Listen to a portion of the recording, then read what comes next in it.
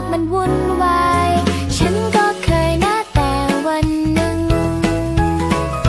ฉันลองหยุดแล้วมองดูให้ช้าลงนิดนึงกลับเห็นว่าทุกอย่างก็เป็นแค่สิ่งที่เข้ามากระทบใจ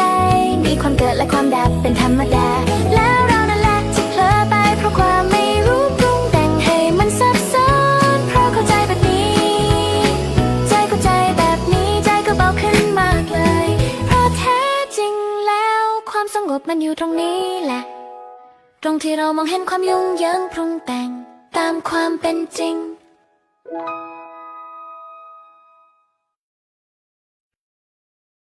ลาลาลาลาลาลา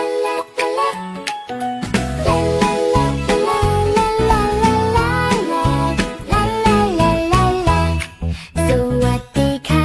ฉันคือน้องแก้วตาชื่ออาจดูธรรมดาแต่จริงๆแล้วหมายถึงตาที่เห็นทุกสิ่งในกายใจตามความเป็นจริงเวลามองโลกเคยไหมคะที่เรารู้สึกว่าโลกมันวุ่นวายฉันก็เคยนะแต่วันหนึ่งฉันลองหยุดแล้วมองดูให้ช้าลงนิดนึงกลับเห็นว่าทุกอย่างก็เป็นแค่สิ่งที่เข้ามากระทบใจมีความเกิดและความดับเป็นธรรมดาแล้วเรานั่นแหละที่เผลอไปเพราะความไม่รู้ปรุงแต่งให้มันซับซ้อนเพราะเข้าใจแบบนี้ใจเข้าใจแบบนี้ใจก็เบาขึ้นมากเลยเพราะแท้จริงแล้วความสงบมันอยู่ตรงนี้แหละตรงที่เรามองเห็นความยุ่งเหยิงปรุงแต่งตามความเป็นจริง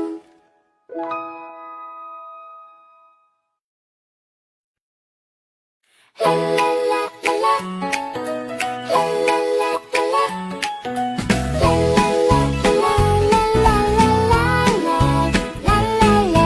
ลาสวัสดีค่ะฉันคือน้องแก้วตาชื่ออาจดูธรรมดาแต่จริงๆแล้วหมายถึง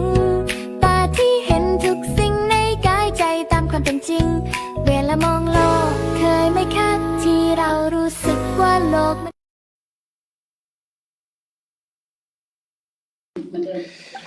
สวัสดีครับครับสวัสดีครับพบกับผมร้อยเอกธรรมสรถาวรมงคลเจี๊ยบครับสวัสดีค่ะดิฉันพันตรีหญิงโสพิชยาภาทีค่ะพ ครับ ลอยค่ะ วันนี้นะครับเรารับหน้าที่มาเป็นผู้ดำเนินในรายการเพจธรรมนาวาวังเรือหลวงแห่งธรรม ก็ในปีที่ผ่านมานะคะ มีอะไรอัปเดตบ้างคะเจี๊ยบ ครับในปีที่ผ่านมานะครับก็มีเหตุการณ์ต่างๆนะครับเกิดขึ้นมากมายนะครับ ภายในประเทศของเรานะครับ ก็ทั้งภัยพิบัติทางธรรมชาตินะครับ โดยเกิดเหตุอุทกภัยนะครับใน ทั้งภาคเหนือ ภาคเหนือภาคใต้นะครับ ใต้ แล้วก็ปัญหาชายแดนนะครับ ไทยกัมพูชานะครับ แล้วก็เหตุการณ์ที่สร้างความโศกเศร้าแก่ประสบนิกรชาวไทยนะครับ นั่นก็คือสมเด็จพระนางเจ้าสิริกิติ์พระบรมราชินีนาถพระบรมราชชนนีพันปีหลวง เสด็จสวรรคต พระองค์ทรงเป็นมิ่งขวัญของปวงชาวไทย แม้พระองค์เสด็จสู่สวรรคาลัย แต่รอยพระบาทความเมตตา พระราชกรณียกิจจะสถิตอยู่ในใจของพวกเราตราบเท่านิรันดร์ค่ะ และพวกเรานะคะ ขอน้อมสำนึกในพระมหากรุณาธิคุณของสมเด็จพระเจ้าอยู่หัว และสมเด็จพระนางเจ้าพระบรมราชินี ทรงห่วงใยประสงนิกรชาวไทย พระราชทานความช่วยเหลือผู้ประสบภัยในพื้นที่ต่างๆนะคะ และพระราชทานธรรมะพระราชทาน ธรรมนาวาวังให้แก่ปวงประชาชนทุกหมู่เหล่าได้ศึกษาเพื่อประโยชน์ต่อปวงชาวไทยสืบไปค่ะ ครับและสำหรับในปีที่ผ่านมานะครับเรือหลวงแห่งธรรมของเรานะครับ ก็ได้ไปเทียบท่าในพื้นที่ต่างๆ มีทั้งภายในประเทศแล้วก็ต่างประเทศนะครับ ก็ขอขอบคุณทุกๆท่านนะครับ ที่เป็นส่วนหนึ่งของการเดินทางตลอดปีที่ผ่านมาครับ ก็สำหรับในวันนี้นะคะทางเพจธรรมนาวาวังเรือหลวงแห่งธรรมนะคะ ก็ได้จัดกิจกรรมไลฟ์สด เพื่อให้ทุกท่านนะคะได้ร่วมฟังธรรมในวันขึ้นปีใหม่นี้นะคะ เพื่อใช้เป็นเครื่องมือในการพัฒนาตนแล้วก็พัฒน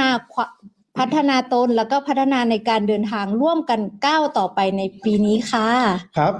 สำหรับในวันนี้นะครับทางเพจธรรมนาวาวังเรือหลวงแห่งธรรมนะครับก็ได้จัดกิจกรรมไลฟ์สดนะครับเพื่อให้ทุกท่านนะครับได้ร่วมกันฟังธรรมเพื่อใช้เป็นเครื่องมือในการพัฒนาตนพัฒนาความเห็นในการเดินทางร่วมไปในปีนี้กันครับ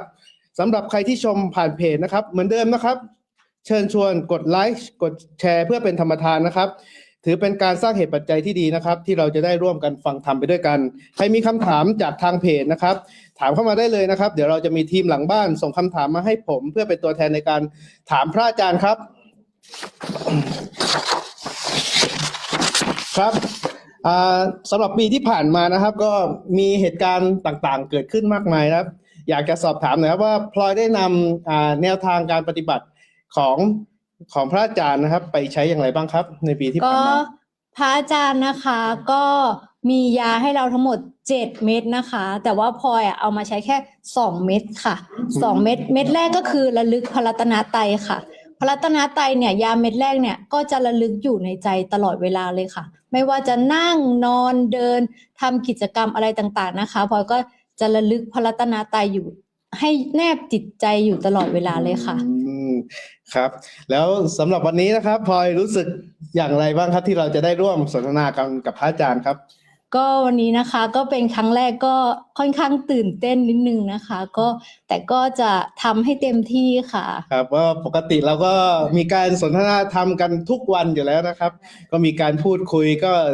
เจอหน้าพระอาจารย์ในคลิป YouTube แล้วก็ดูกันตลอดนะครับในปีที่ TikTok ด้วยก็มีค่ะใช่ครับเราติดตามพระอาจารย์มาโดยตลอดวันนี้ก็รู้สึกตื่นเต้นเป็นอย่างมากเลยนะครับที่จะได้พูดกับครับที่ได้มาร่วมสนทนากับพระอาจารย์ครับต่อไปนะครับพร้อมกันหรือยังพร้อมแล้วค่ะครับเพื่อไม่ให้เป็นการเสียเวลานะครับขอกราบนมัสการพระราชยานะวัชระชิโนภาสพระอาจารย์ต้นครับสวัสดีค่ะพระอาจารย์สวัสดีครับพระอาจารย์ครับปีใหม่ด้วยค่ะพระอาจารย์ค่ะเจริญพรปีใหม่กับพิธีกรทั้งสองท่านในโอกาสนี้แล้วก็เจริญพร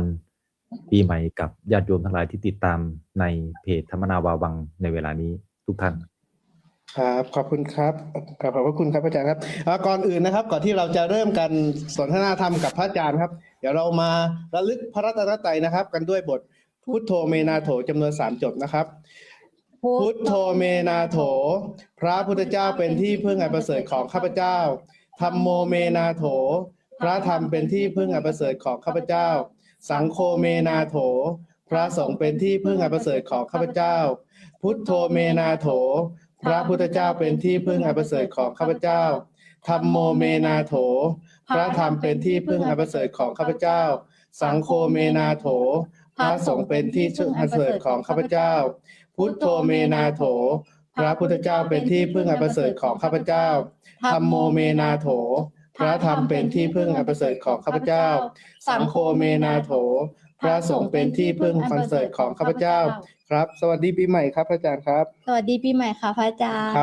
รับในวันนี้นะครับก็เป็นความยินดีของเพจธรรมนาวาวังเรือหลวงแห่งธรรมอีกครั้งนะครับที่พระอาจารย์ได้ให้ความกรุณากับรายการของเรานะครับเนื่องด้วยปีใหม่นี้นะครับทางเพจของเรานะครับต้องการให้ประชาชนทุกคนนะครับได้รับสิ่งที่ดีนะครับในวันนี้นะครับเราเปิดโอกาสให้กับประชาชนทางบ้านได้ร่วมกันถามคำถามทางธรรมนะครับหรือปัญหาต่างๆของแต่ละท่านนะครับก็เลยจะขอกราบอนุญาตพระอาจารย์มาในที่นี้ครับก็ในลำดับรายการของเราในวันนี้นะครับก็ช่วงแรกนะครับเราก็จะมีการสนทนาธรรมกับพระอาจารย์ครับแล้วก็ในช่วงต่อมานะครับก็วันนี้เราก็จะมี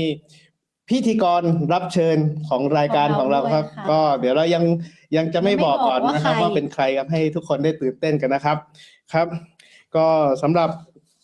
วันนี้นะครับก็เดี๋ยวผมขออนุญาตถามพระอาจารย์จากใจเลยนะครับอาจารย์ครับเพราะว่าครับก็สำหรับในวันนี้นะครับ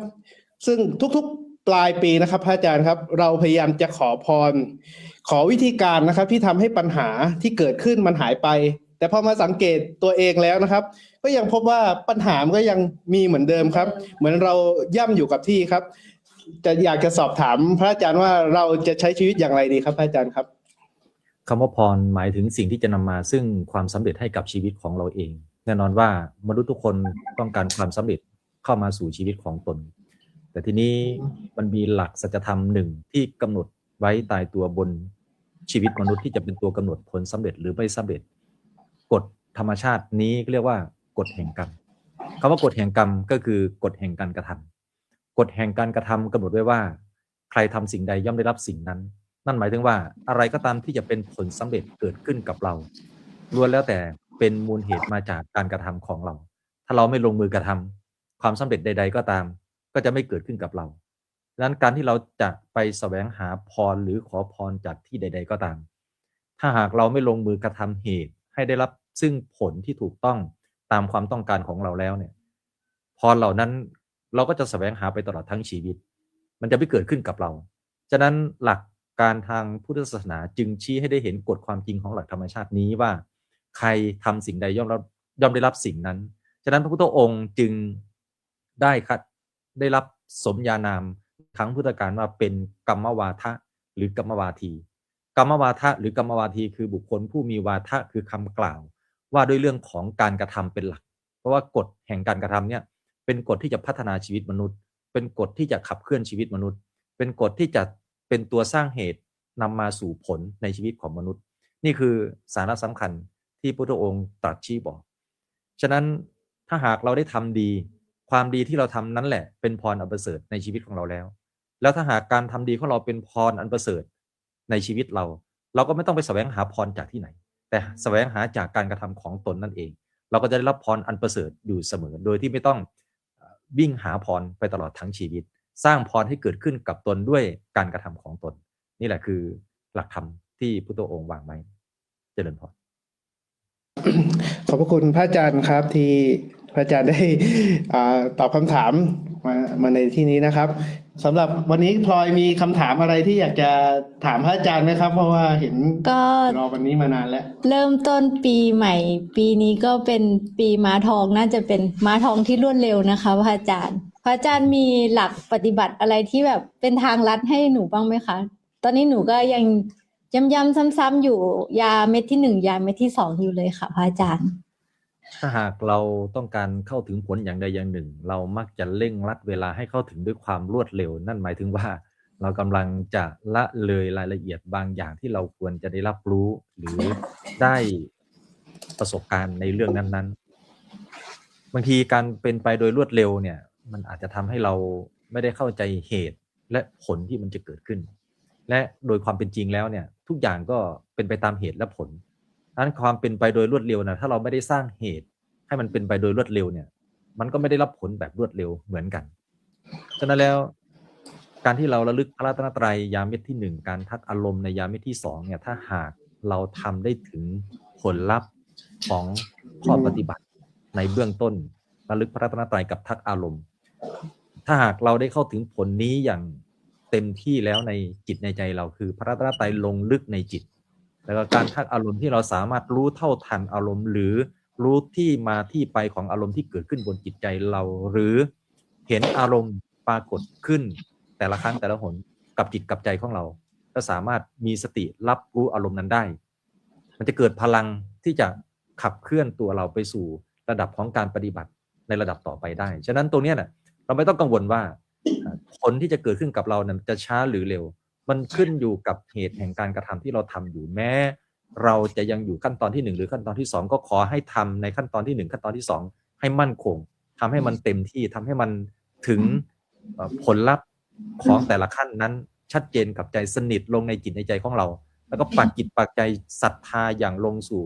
การยึดพระพุทธพระธรรมพระสงฆ์แล้วก็ฝึกสติในการที่จะเท่าทันอารมณ์เดี๋ยวมันจะค่อยๆพาเราไปสู่ลำดับของการปฏิบัติได้โดยที่เราก็จะรู้ตัวเราเองว่ามาถึงจุดนี้แล้วก็จะมีกำลังใจหรือพลังทางใจเนี่ยในการที่จะปฏิบัติในระดับต่อไปได้แต่ตัวนี้เราจะเข้าใจของเราขึ้นมาเองทั้งหมดเรานี้มันต้องขึ้นอยู่กับความเพียรความอุตสาหะความบากบั่นความอดทนการใส่ใจที่จะกระทำอยู่เสมอก็ขอเป็นกำลังใจให้กับโยมพลอยที่จะกำลังใช้ยา2 เม็ดนะให้ลงลึกกับจิตแล้วก็ให้ผลลัพธ์อันเกิดขึ้นกับตนเองเจริญพร ครับสาธุครับอาจารย์ครับ วันนี้ก็รู้สึกเหมือนมีพลังเลยครับพระอาจารย์ครับที่จะก้าวไปในปีนี้กันนะครับ เพราะว่าวันนี้เป็นต้นปีแล้วที่ได้รับสิ่งดีๆธรรมะดีๆ จากพระอาจารย์ครับสำหรับวันนี้นะครับก็เราก็มีคำถามจากทางบ้านนะครับทางบ้านที่ถามคำถามมานะครับ ก็สามารถที่จะส่งคำถามมาได้เลยนะครับ โดยวันนี้นะครับเราก็มี ปฏิทิน นี่ไงครับ ะ ปฏิทิน Wisdom Journey นะครับของปี 2569 นะครับ เป็นปฏิทินที่น่ารักมากเลยครับ ก็อันนี้นะครับก็จะเป็นปฏิทินที่ด้านในก็จะมีถ้อยคำธรรมะนะครับของพระอาจารย์นะครับ ที่เราได้นำมาบันทึกไว้ในปฏิทินนะครับแล้วก็ซึ่งปฏิทินก็จะเป็นปฏิทินเป็นรายสัปดาห์นะครับ ก็มีนี่ครับมีคุณแก้วตาลูกโลกนะครับน่ารักมากเลยนะครับ ครับสำหรับกติกาในการรับปฏิทินของเรานะครับ ก็คือให้ทุกคนทางบ้านนะครับกดไลค์กดแชร์นะครับไลค์ของเรานะครับ เพื่อเป็นธรรมทานให้กับคนที่มีความสนใจนะครับ โดยใครนะครับที่ร่วมกันตอบคำถาม หรือมีการกดไลค์กดแชร์ไปในฟีดของตนเองนะครับ ก็ให้ทำการแคปหน้าจอแล้วก็อินบ็อกซ์มาในเพจ Facebook ของเรานะครับ แล้วก็ฝากกรุณาส่งที่อยู่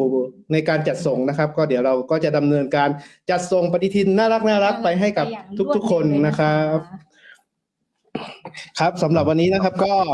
มีทุกคนหมายถึงว่าคนที่เข้ามาชมเนี่ยได้หมดทุกคนใช่ไหม ก็คนที่มีการกดไลค์กดแชร์แล้วก็มีการแคปครับอาจารย์ครับ ใช่ครับแคปหน้าจอมาในอินบ็อกซ์ของเราครับ อันนี้ก็เราก็จะส่งไปให้ครับพระอาจารย์ครับครับ ค่ะต่อจากนี้นะคะก็ขอความเมตตาจากพระอาจารย์ค่ะ ให้พรอวยพรปีใหม่ แก่ผู้ที่เข้ามาชมไลฟ์ของเราด้วยค่ะพระอาจารย์คะขอความเมตตาด้วยค่ะ พูดพรกันแบบขอพรใช่ไหมเนี่ย สุดท้ายคือต้องขอพรอยู่ดี ครับ ก็ในวาระโอกาสปีใหม่ 2569 ในวาระโอกาสนี้ เนื่องจากว่าศาสนาได้สอนหลักที่เป็นกฎความจริงของธรรมชาติ ซึ่งก็คือกฎแห่งกรรม ในปีใหม่นี้ก็ขอให้พวกเรามีพลังทางใจ มีพลังทางสติปัญญาในการกระทำสิ่งต่างๆที่เป็นไปเพื่อความดีความชอบกระทำสิ่งที่เป็นประโยชน์ตนประโยชน์คนอื่นให้ถึงพร้อมด้วยความไม่ประมาทและเป็นผู้เจริญในศีลเจริญในธรรมเจริญในการปฏิบัติระลึกพระรัตนตรัยย้ำซ้ำๆอยู่ในจิตของตนเองอยู่เสมอหมั่นทักอารมณ์ให้เท่าทันต่ออารมณ์เพื่อให้มีสติในการเป็นอยู่ของชีวิตตนเองในแต่ละวันมันปฏิบัติกรรมฐานในแต่ละขั้นตอนไปจนถึงขั้นตอนที่ 7 ก็คือการรู้แจ้งอริยสัจ 4ก็หวังว่าปีนี้จะเป็นปีม้าทองปีม้าที่จะพาเราดำเนินไปตามเส้นทางแห่งอริยมรรคและพัฒนาชีวิตเราไปถึงผลแห่งความพ้นทุกข์ได้ในปีนี้ก็ขออำนาจพระพุทธพระธรรมพระสงฆ์จงเป็นสวัสดิมงคลปกปักรักษาคุ้มครองญาติโยมทุกท่านให้ได้รับสวัสดิภาพสวัสดิมงคลในทุกที่ในทุกสถานในการปฏิบัติธรรมทั้งหมดนี้จงเป็นไปเพื่อให้เข้าถึงธรรมอันเป็นที่สิ้นทุกข์โดยชอบในการปัจจุบันและเบื้องหน้าทุกท่านเทิน สาธุ สาธุสาธุ ครับสำหรับในวันนี้นะครับก็มีทางบ้านนะครับ ก็ได้ส่งคำถามกันมาเยอะมากเลยครับพระอาจารย์ครับ ก็เดี๋ยววันนี้นะครับ ก็เดี๋ยวเราก็จะพูดกันในคำถามแรกกันเลยนะครับพระอาจารย์ครับ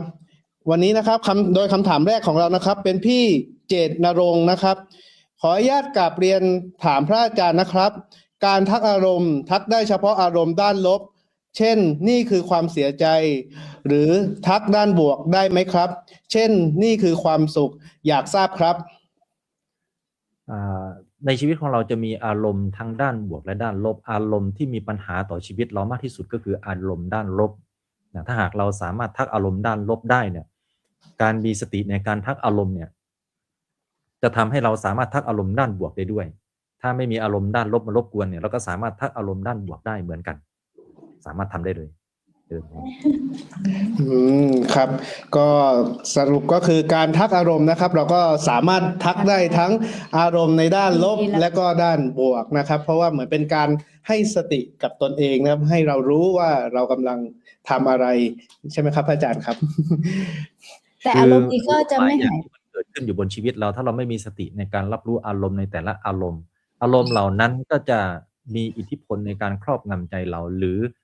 เราเผลอหรือหลงตอบสนองต่ออารมณ์นั้นโดยขาดสติก็เยอะก็มีเหมือนกันสรุปตรงเนี้ยสำคัญ ครับอาจารย์ครับสำหรับคำถามต่อไปนะครับอาจารย์ครับ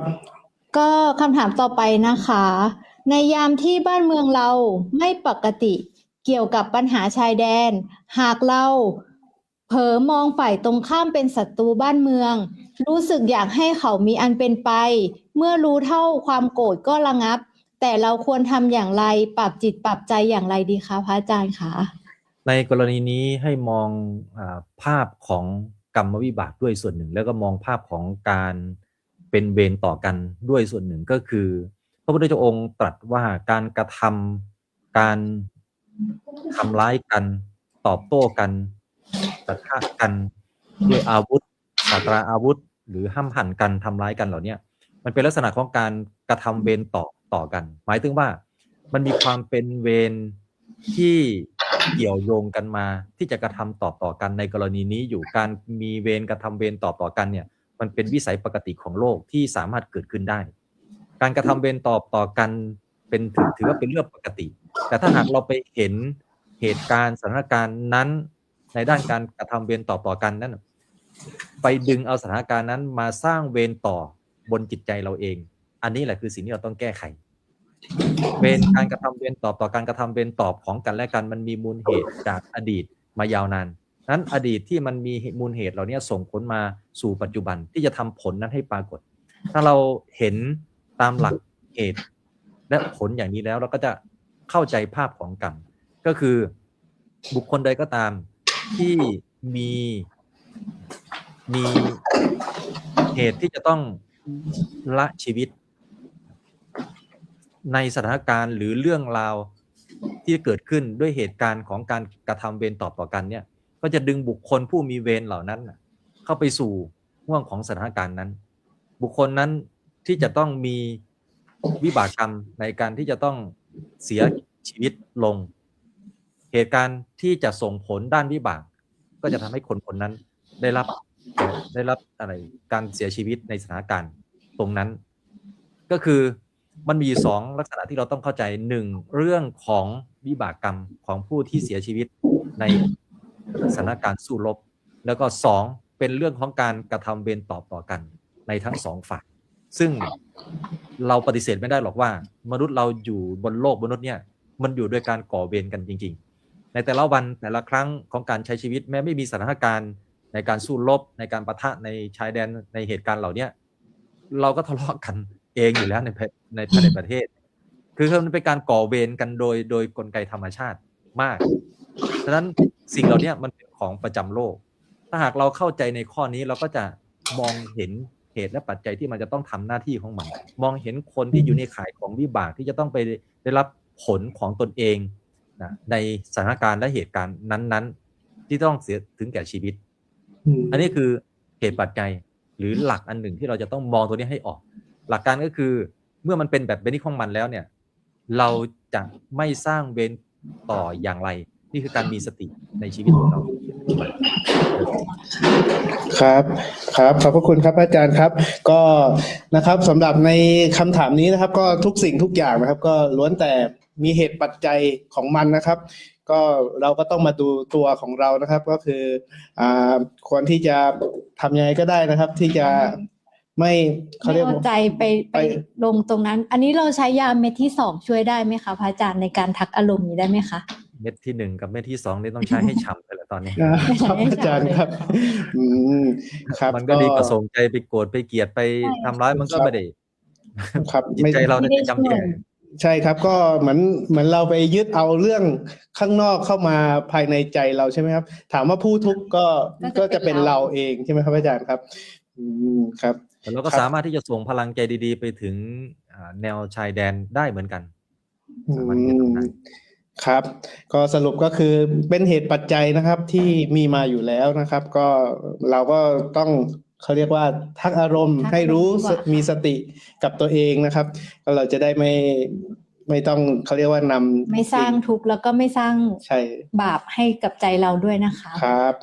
ขอบพระคุณพระอาจารย์ครับสำหรับคำถามต่อมานะครับของพี่ณัฐพลนะครับ สอบถามครับ เรารู้ตัวว่าตอนนี้เรากำลังกังวลเรื่องงาน แต่ใจก็ยังวนเวียนคิดเรื่องเดิมซ้ำๆมีวิธีแก้ไขอย่างไรครับอาจารย์ครับ วิธีนี้เราไม่ต้องแก้ไขความกังวลบางทีมันเป็นเรื่องดีด้วยซ้ำไปแล้วเพราะความกังวลเนี่ยมันจะทำให้เราจัดการงานนั้น ให้เรียบร้อยขึ้นให้รอบคอบขึ้น ให้ดีขึ้นได้ เพราะความกังวลฉะนั้นถ้าหากกังวลแล้วมานั่งกังวลเฉยๆแต่ไม่ได้รู้ว่าเราจะต้องจัดการงานนั้นให้เรียบร้อยอย่างไรความกังวลอันนี้เป็นสิ่งที่ไม่ดีดังนั้นใช้ประโยชน์จากความกังวลที่มันเกิดขึ้น ก็ตรวจสอบการงานไตร่ตรองให้ดีในการงานที่เราทำในแต่ละอย่างแต่ละอันว่ามันเสร็จดีมันสมบูรณ์ดีมันเรียบร้อยดีมันมีปัญหามีข้อบกพร่องอะไรหรือไม่ถ้ามีปัญหาและข้อบกพร่องแล้วก็ตามแก้ปัญหาและข้อบกพร่องนั้นให้มันเรียบร้อยเนี่ยใช้ความกังวลแบบเนี้ยมันจะเป็นประโยชน์มากกว่าครับอาจารย์ครับอาจจะเป็นคำถามต่อไปนะคะพระอาจารย์กราบขอนมัสการพระอาจารย์ค่ะขอพระอาจารย์อธิบายเกี่ยวกับอาสวะและนิวรณ์ห้าและเราควรปฏิบัติอย่างไรเมื่อนิวรณ์ห้าเกิดขึ้นควรตามรู้ดูการเกิดดับเฉยๆหรือต้องกำหนดระวังไม่ปล่อยให้จิตไหลไปตามอารมณ์ควรปฏิบัติอย่างไรคะ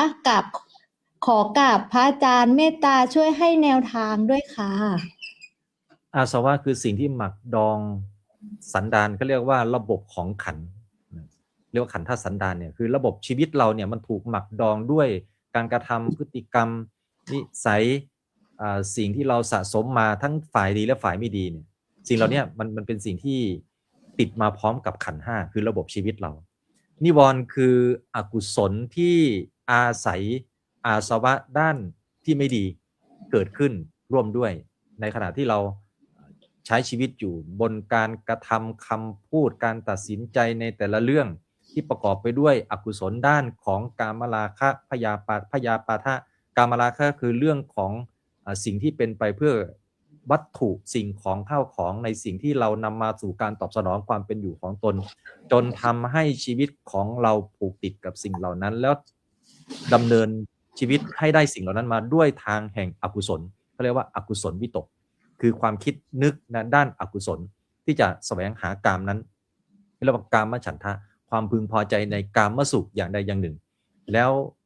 ตกไปอยู่ในข้างของอกุศลอันนี้ถึงจะจัดเป็นนิวรณ์ถ้าอกุศลทั้งหมดเนี่ยจัดอยู่ในข้างของนิวรณ์พยาปาทะคือพยาบาทปองร้ายคิดร้ายปรารถนาร้ายมุ่งร้ายต่อคนอื่นอันนี้คือเป็นฐานะของความโกรธจนถึงขั้นพยาบาทวิจิกิจฉาความลังเลสงสัยที่ไม่สามารถตัดสินใจลงไปได้อันหนึ่งได้ท่านด้านอกุศลคือบางทีสถานการณ์บางสถานการณ์อยู่ต่อหน้าเราและเราตัดสินใจทำสิ่งที่ถูกไม่ได้ก็มีความลังเลสงสัยจะทำดีหรือไม่ทำดีก็สุดท้ายก็เลือกทำในสิ่งที่เป็นอกุศลเกิดขึ้นอย่างเงี้ยบางทีความลังเลเหล่านี้มันก็มีปัญหาเหมือนกันแล้วก็ทีนมิทะความท้อแท้อ่อนแอทางจิตอันนี้เป็นเรื่องของอกุศลจิตหดหู่เสื่องซึมไม่มีกำลังทางใจเนี่ยตกไปอยู่ในข้างของอกุศลเหนื่อยนายอ่อนแรงอะไรประมาณนี้แล้วทีนมิทะแล้วก็อุทธัจจกุกุจจะความฟุ้งซ่านไปด้านอกุศลสิ่งเหล่านี้แหละเขาเรียกว่านิวรณ์เนี่ยแก้ไขด้วยการระลึกถึงพระรัตนตรัยได้การระลึกถึงพระรัตนตรัยได้ชื่อว่าเป็นกุศลจะแก้ไขอกุศลในทุกที่ทีนี้อาสวะเนี่ยจะต้องอาศัยการละด้วยอริยมรรคอริยมรรคคือการรู้แจ้งอริยสัจการรู้แจ้งอริยสัจคือรู้ทุกข์บนขันธ์ห้าคือชีวิตเราเองรู้เหตุของความทุกข์ก็คือตัณหาที่อาศัยตัวเราที่มันอาศัยกายวาจาใจเราแสดงออกถึงความอยากแล้วเราก็ทำตามความอยากเหล่านั้นแต่ละครั้งแต่ละหนอันนี้คือเหตุของความทุกข์การดับของทุกข์คือการดับของความอยากแล้วก็ข้อปฏิบัติเป็นไปเพื่อการดับทุกข์คือปฏิบัติตามหลักแห่งอริยมรรคโดยการเห็นทุกข์ที่เกิดขึ้นกับชีวิตเราเองเห็นเหตุของทุกข์ที่อาศัยการกระทำและชีวิตของเราในแต่ละครั้งในการตอบสนองต่อความอยากแล้วเห็นการดับของความทุกข์คือการละตัณหาได้ความอยากนั้นก็ดับไป ตัวเนี้ยก็เป็นมรรคเรียกว่าข้อปฏิบัติเป็นไปเพื่อการดับทุกข์ถ้าทำอย่างเงี้ยอาสวะก็จะถูกทำลายหรือทำให้หมดสิ้นไปจากชีวิตของเราได้นี่แหละคือหลักของการปฏิบัติมีระลึกพระรัตนตรัยแล้วก็การรู้แจ้งอริยสัจที่เราต้องปฏิบัติกันครับอาจารย์ครับรู้สึกว่าการรับประทานยา2 เม็ดนี้ก็คือ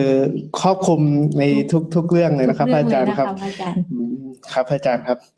ครับสำหรับคำถามต่อมานะครับขออนุญาตสอบถามครับเป็นขอสอบถามค่ะเรื่องวิธีการกำหนดรู้ความชอบและไม่ชอบมันเกิดติดต่อเนื่องกันรวดเร็วมากทางอายตนะทั้ง6จะต้องกำหนดรู้ไปทีละอายตนะหรือกำหนดรู้ในภาพรวมทั้งกายและใจคะอาจารย์ครับจะเป็นอายตนะใดก็ตามทุกอายตนะจะมีบ่อเกิดอยู่แหล่งเดียวคือมนายตนะคือใจจะเป็นเรื่องใดๆก็ตามที่เข้ามากระทบทางตาหูจมูกลิ้นกายก็รวมลงสู่ใจทั้งนั้นถ้าหากเรากำหนดรู้ความชอบหรือไม่ชอบอยู่ที่ใจทั้งทุกอายตนะก็ถูกเป็นอันถูกรับรู้ที่ใจไปด้วยขอให้เข้าใจอย่างนั้นครับอาจารย์ครับครับก็ดูที่ใจนะครับครับดูที่ใจก็คือจบเลยนะครับขออนุญาตพระอาจารย์ค่ะคำถามต่อไปค่ะขอเรียนถามพระอาจารย์ค่ะการท่องพระรัตนตรัยจะท่องอย่างไรให้ทราบให้ซ้ำในพระคุณของพระรัตนตรัยเพราะตัวเองมีความรู้สึกว่าตัวเองท่องคล่องปากแนบจิตแล้วนึกท่องตลอดเวลาว่างแต่ตัวเองคิดว่าอยากให้จิตรู้คุณพระรัตนตรัยมากกว่านี้เพื่อไปต่อค่ะพระอาจารย์จิตเราอาจจะยังไม่รู้คุณของพระรัตนตรัยในคราวครั้งแรกแต่ขอให้รู้ว่าเรากำลังจะใช้คุณของพระรัตนตรัยอยู่โดยการระลึกพระรัตนตรัยแต่ละครั้งพระรัตนตรัยก็จะเป็นกุศลรองรับกับจิตของเราเองและพระรัตนตรัยที่เป็นกุศลรองรับกับจิตของเราเองเวลาเรารับกระทบอารมณ์แต่ละอารมณ์เราจะเห็นกระแสพระรัตนตรัยหรือบทพระรัตนตรัยที่ผุดขึ้นทางใจของเราเนี่ยตัดการที่จิตเราจะน้อมไปตามอารมณ์โน้มไปตามอารมณ์เอ็นไปตามอารมณ์โอนไปตามอารมณ์ได้จิตเราก็อยู่บนฐานะที่เรียกว่าฐานของจิตที่จิตมีความมั่นคงอยู่ภายในตัวของมันเองแต่เราจะให้รับรู้ว่าซึ้งคุณของพระพุทธพระธรรมพระสงฆ์จริงๆเนี่ยมันจะต้องปฏิบัติไปจนถึงยามเม็ดที่7เราจะรู้ว่าคุณของพระพุทธพระธรรมพระสงฆ์มีคุณค่าอย่างไรเจริญพรก็คือจะต้องทำต่อไปเรื่อยๆย้ำๆซ้ำๆแบบนี้ถูกต้องไหมคะพระอาจารย์ใช่ต้องทำไปจนกว่าจะเกิดความรู้แจ้งในอริยสัจวันนั้นวันไหนก็ตามที่เรารู้แจ้งอริยสัจเราจะรู้คุณของพระรัตนตรัยแบบลึกซึ้งรู้คุณของพระพุทธพระธรรมพระสงฆ์แบบซาบซึ้งแบบเข้าไปในหัวจิตหัวใจทุกส่วนของจิตของใจเราเอง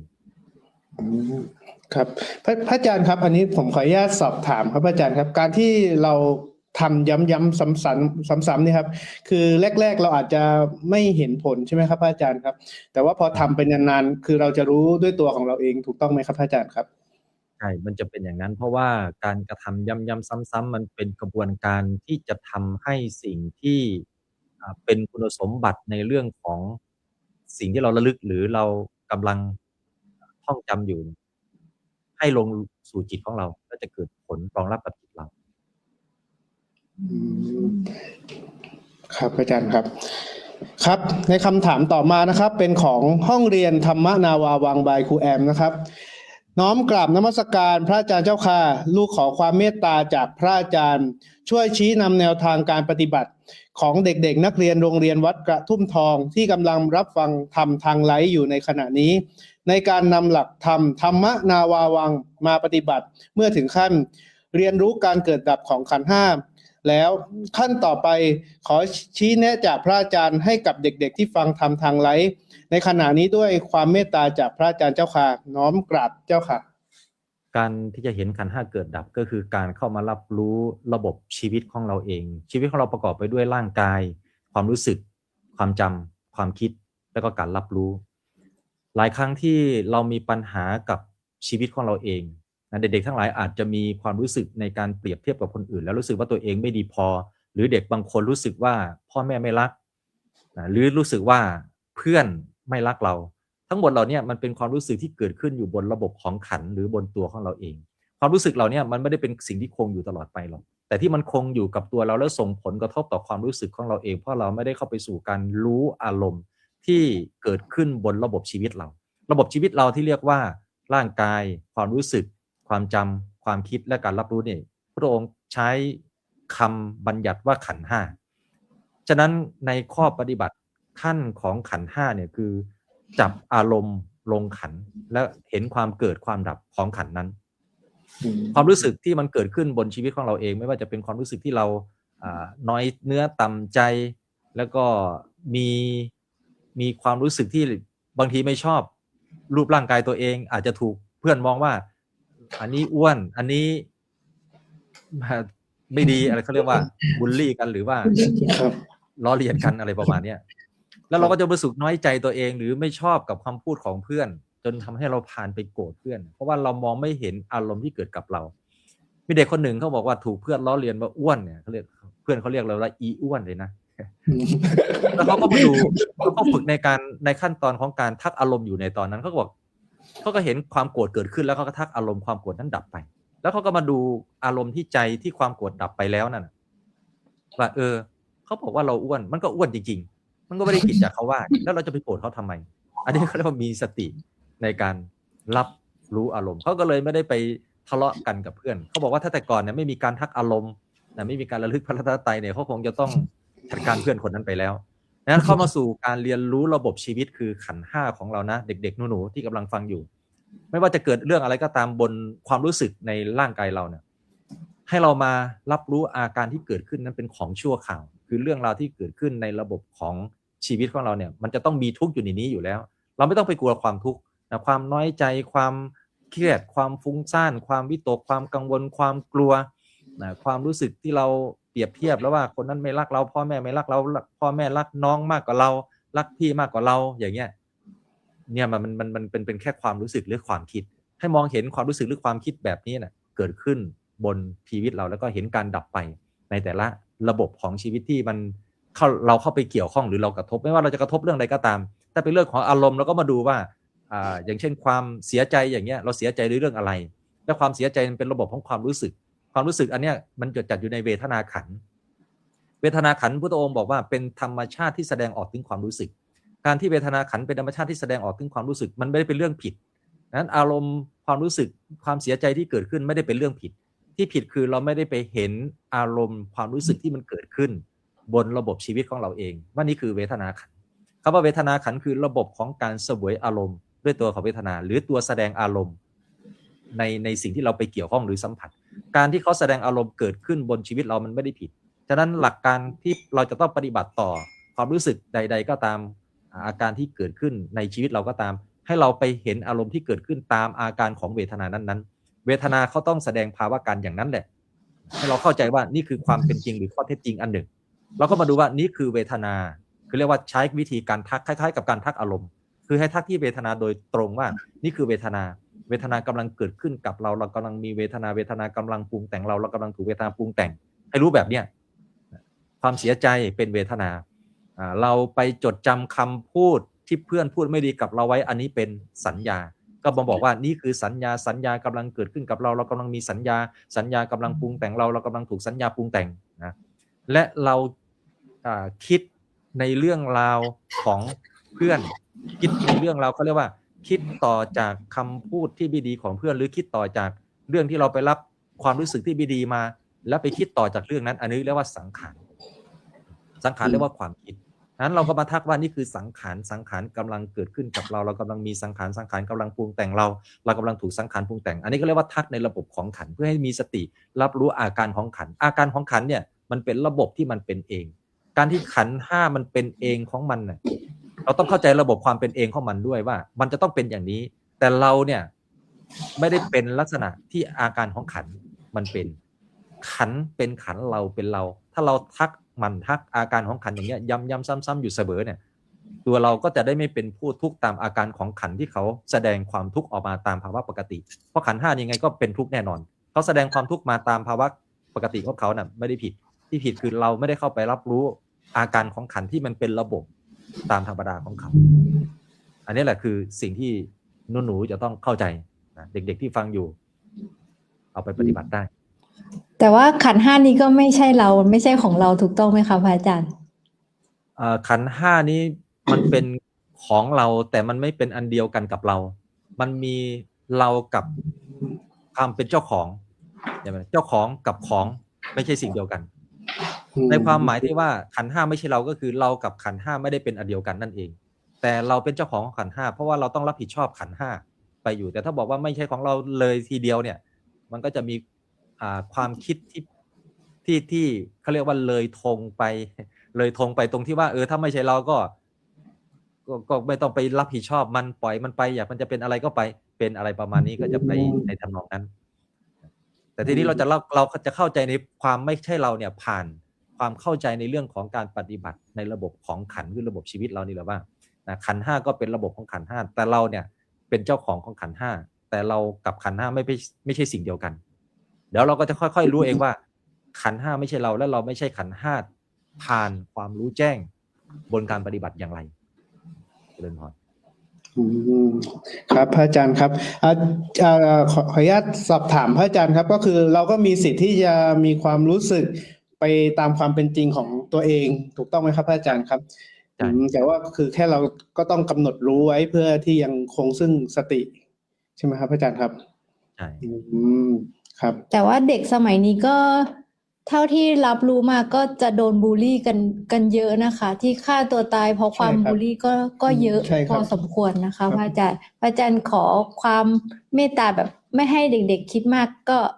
นิดนึงค่ะพระอาจารย์ขอความเมตตานิดนึงค่ะจะบอกว่าไม่ให้คิดมากก็ไม่ได้เพราะว่าระบบของขันธ์ห้ามันมีธรรมชาติแห่งการคิดที่มันต้องคิดมากอยู่แล้วทีนี้หลักการก็คือถ้าหากเราฝึกมาถึงขั้นตอนของการเห็นขันธ์ห้าเกิดดับเนี่ยอันนี้ต้องชมโยมครูแอมมากๆที่สอนเด็กมาถึงระดับนี้ได้และเด็กมีปฏิบัติมาถึงขั้นตอนเนี้ยแสดงว่าพระอาจารย์มองว่าเด็กมีภูมิทางใจตั้งแต่ยาเม็ดที่1ที่2ที่3ที่4มาแล้วจะมาถึงขั้นตอนที่5เนี่ยถือว่ามีภูมิทางใจมาดีพอสมควรเพียงแต่ว่าปัญญาที่จะเข้าไปรู้แจ้งว่าขันธ์ห้าเนี่ยมันทำงานแบบไหนทำงานอย่างไรมันสร้างความรู้สึกสร้างความคิดสร้างการรับรู้สร้างความจำอะไรต่างๆขึ้นมาแล้วเราจะไม่หลงอาการเหล่านั้นที่มันเป็นยังไงแต่ขันธ์ห้าต้องเป็นนะมันต้องมีความรู้สึกมันต้องมีความจำมันต้องมีการคิดมันต้องมีการรับรู้จะไม่ให้มันไม่คิดก็ไม่ได้อีกแต่เราจะทำยังไงไม่ให้หลงไปกับอาการที่มันคิดแบบนั้นได้อย่างนี้นี่คืออะไรสิ่งที่เป็นวัตถุประสงค์หรือความหมายที่อยากจะให้เข้าใจในระบบของขันธ์ห้าว่ามันเป็นธรรมดาของมันอย่างนี้ครับขอบคุณครับพระอาจารย์ครับสำหรับคำถามต่อมาครับพระอาจารย์ครับคำถามต่อมานะคะปล่อยวางไม่ค่อยจะได้ทำยังไงดีพยายามหลายครั้งแต่ก็ไม่ได้อย่างที่คิดแต่ก็คิดอยู่นั่นแหละค่ะอาจารย์ปล่อยวางไม่ได้ก็ไม่ต้องปล่อยนะเพราะว่ามันปล่อยไม่ได้ถ้ามันปล่อยไม่ได้ก็ไม่ควรจะปล่อยแล้วไม่ปล่อยแล้วทำไงไม่ต้องทำยังไงก็ให้รู้ว่าเรายังปล่อยไม่ได้เรื่องที่ยังต้องคิดก็ให้คิดไปแต่ขอให้รู้ว่านี่คือสิ่งที่จิตคิดนี่คือความคิดของจิตกำลังมีความคิดกำลังปรุงแต่งจิตกำลังถูกความคิดปรุงแต่งก็ให้รับรู้อย่างนี้ไปอย่างเงี้ยก็เรียนรู้การปล่อยไม่ได้อย่างเนี้ยไปเรื่อยๆจนความรู้มันพอแล้วมันจะปล่อยของมันเองจะวางของมันเองก็เหมือนหนูเคยปล่อยวางไม่ได้ค่ะหนูก็จะใช้ยาเม็ดที่1เม็ดที่2ย้ำๆซ้ำๆอยู่เนี่ยสักพักอาการที่เราปล่อยวางไม่ได้ที่เราคิดอยู่เสมอเขาก็หายไปเองเลยนะคะพระอาจารย์อยู่ๆเขาก็เหมือนเราก็ไม่คิดเรื่องที่เราทุกข์แล้วอะค่ะพระอาจารย์อันนี้ก็น่าจะช่วยได้ค่ะการที่ใช้ได้อย่างหนึ่งอนุโมทนาที่แชร์ให้ทุกคนได้รับทราบครับพระอาจารย์ครับคำถามต่อไปนะคะพระอาจารย์ครับ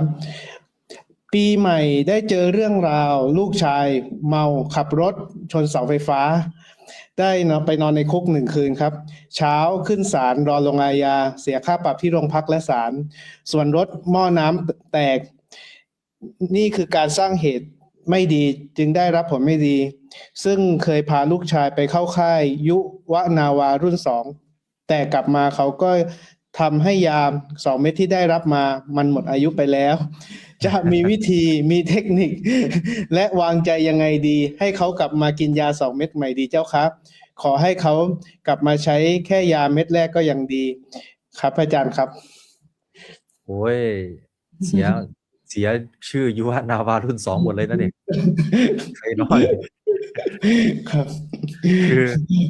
ต้องบอกว่า1วัยของเด็ก2อิทธิพลและก็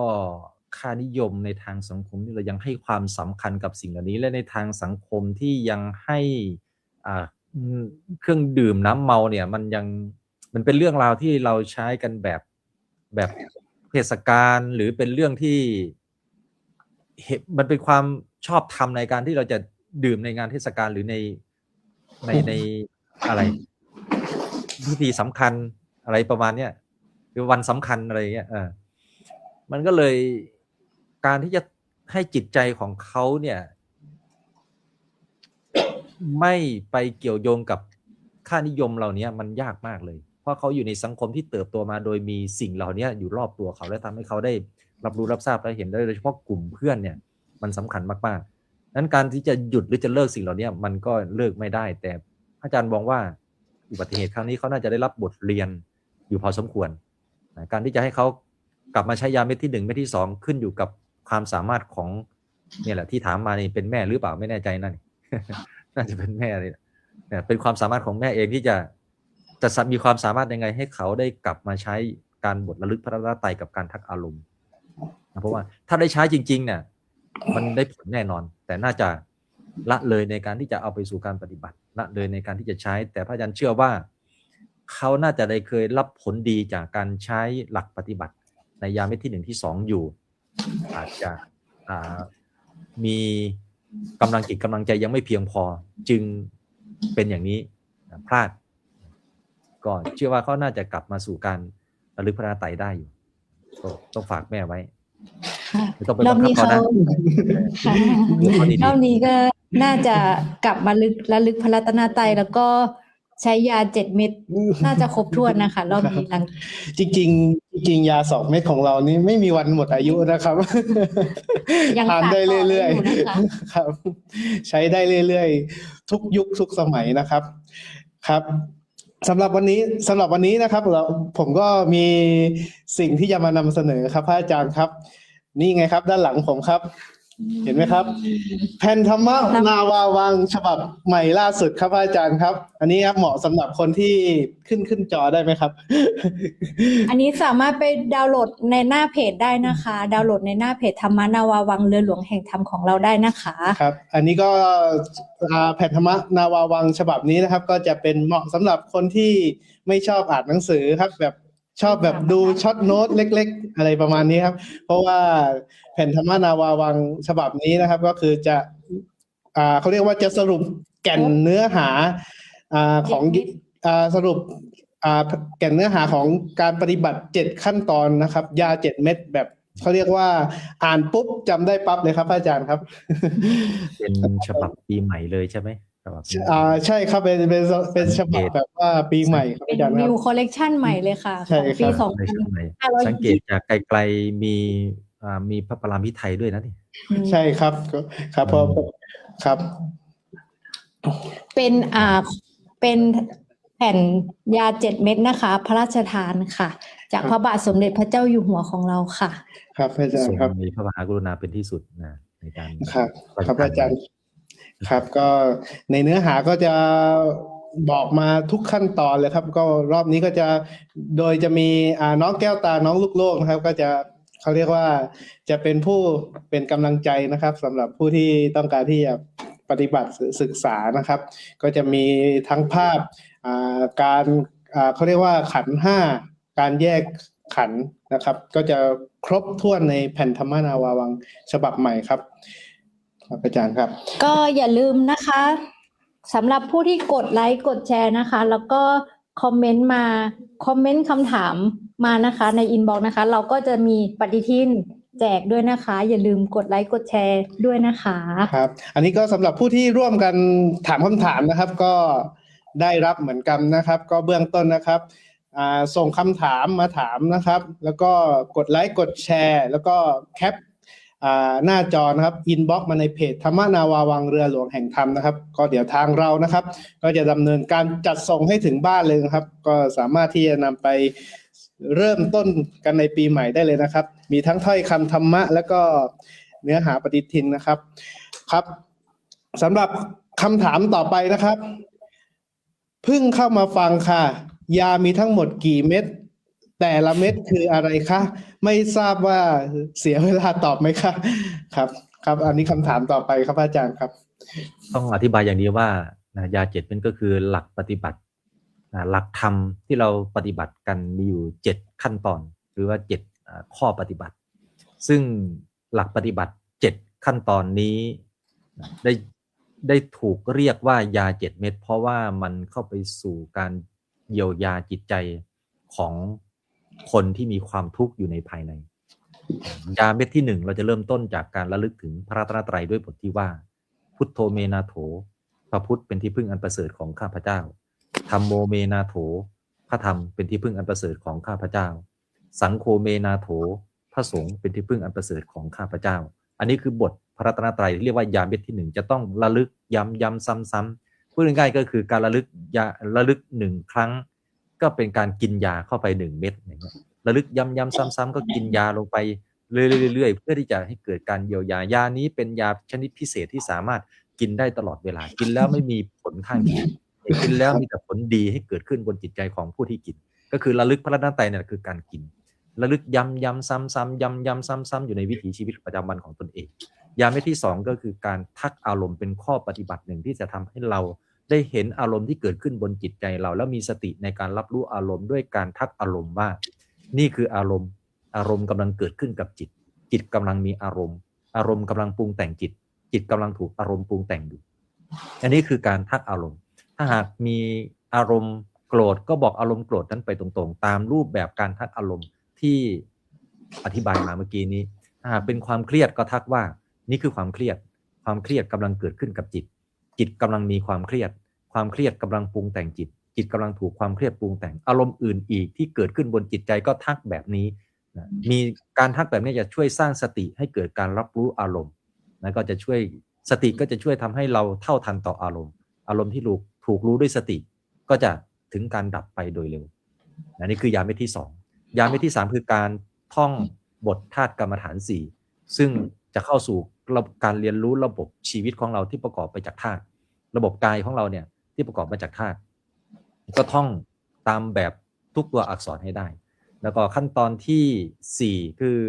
การพิจารณาร่างกาย6 ขั้นตอนคือยาเม็ดที่4การพิจารณาร่างกาย6 ขั้นตอนก็เพื่อที่จะทำให้จิตเกิดความรู้ความเข้าใจร่างกายตามความเป็นจริงว่าเป็นธาตุ4ดินน้ำไฟลมอย่างไรอันนี้คือยาเม็ดที่4ยาเม็ดที่5คือการท่องขันธ์5ท่องขันธ์5คือระบบจิตของเราเองระบบชีวิตของเราประกอบไปด้วยกายกับจิตกายก็คือธาตุ4จิตก็คือนาม4นี้คือระบบที่สร้างความรู้สึกสร้างการรับรู้สร้างเรื่องราวแต่ละเรื่องบนชีวิตของเราเองไม่ว่าจะเป็นความรู้สึกสุขทุกข์ไม่สุขไม่ทุกข์ความจำความคิดและการรับรู้สิ่งเหล่านี้คือสิ่งที่เราต้องเข้ามาสู่การเรียนรู้ความเป็นจริงของระบบชีวิตว่าแต่ละครั้งที่ระบบชีวิตเราได้แสดงเรื่องราวต่างๆที่เราเข้าไปเกี่ยวข้องออกมาเป็นความรู้สึกเป็นความจำเป็นความคิดเป็นการรับรู้เนี่ยแต่ละเรื่องเนี่ยมันเป็นธรรมชาติที่ขันธ์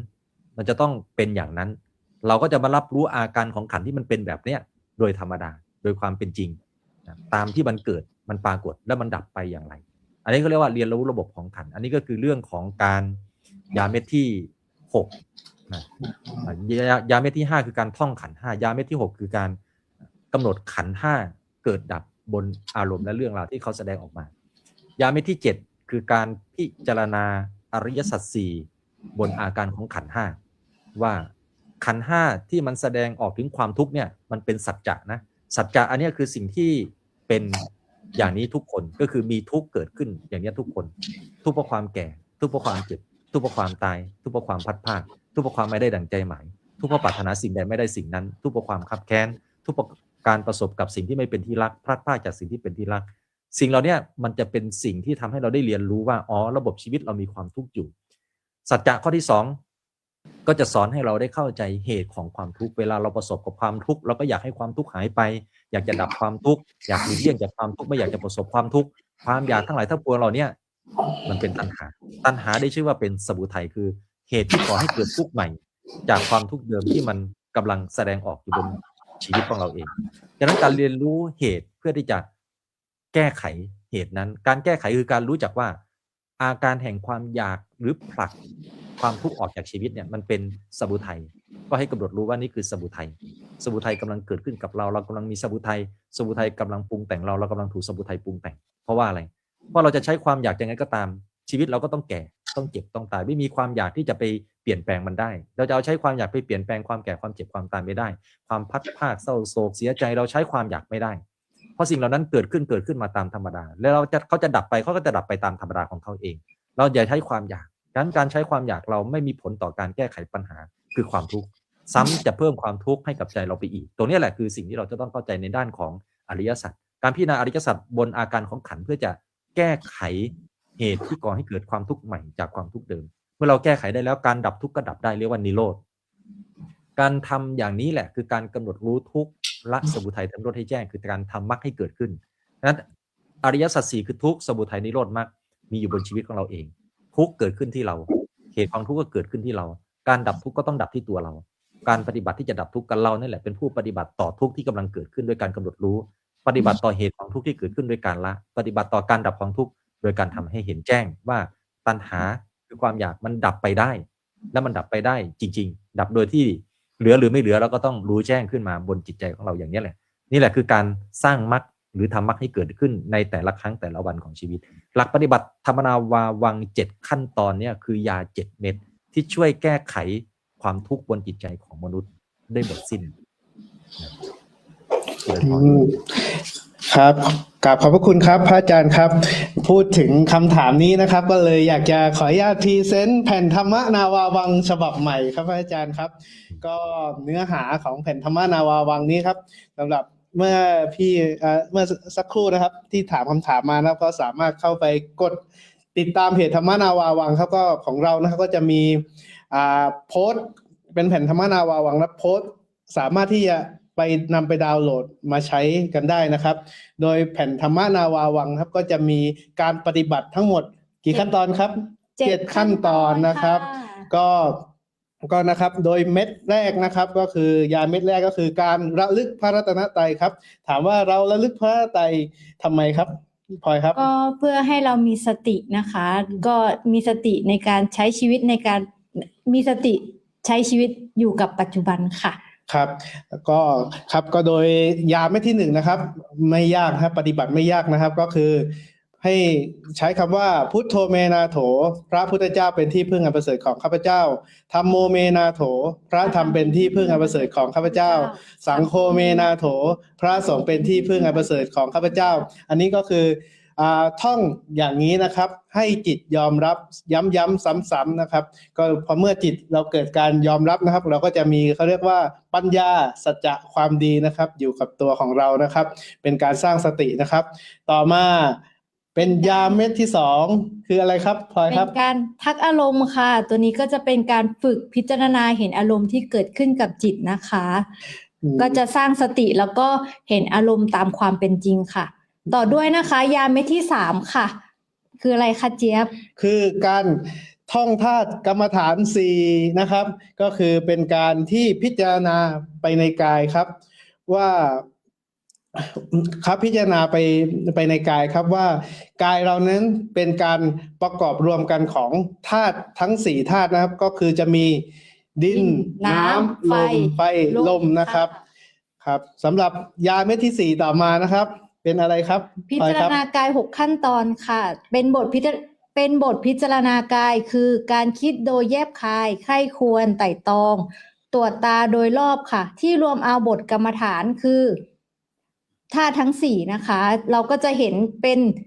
ดินน้ำไฟลมอยู่ในตัวเรานะคะ ไม่ใช่เราไม่ใช่ของเราค่ะ เรียกว่า ธาตุกรรมฐานสี่ นะครับ ต่อมานะครับเป็นยาเม็ดที่5นะครับก็คือเป็นการท่องบทขันธ์5ครับก็ขันธ์5เรามีอะไรบ้างนะครับ รูปเวทนา สัญญา สังขารวิญญาณนะครับ ก็เป็นการท่องให้เรารู้ว่าขันธ์5เรามีอะไรบ้างครับ เพื่อเราจะนำไปใช้ในการพิจารณาได้นะครับ ต่อไปนะครับยาเม็ดที่6คืออะไรครับพลอยครับ เรียนรู้ขันธ์ห้าเกิดดับค่ะ ก็คือเรียนรู้และเข้าใจพิจารณาแยกแยะขันธ์ห้าของเรานะคะ ว่ากระบวนการทำงานของขันธ์ห้าของเราเนี่ยให้เห็นตามความเป็นจริงค่ะ ครับต่อไปเม็ดสุดท้ายคือเม็ดที่7นะครับ ค่ะ คือพิจารณาอริยสัจสี่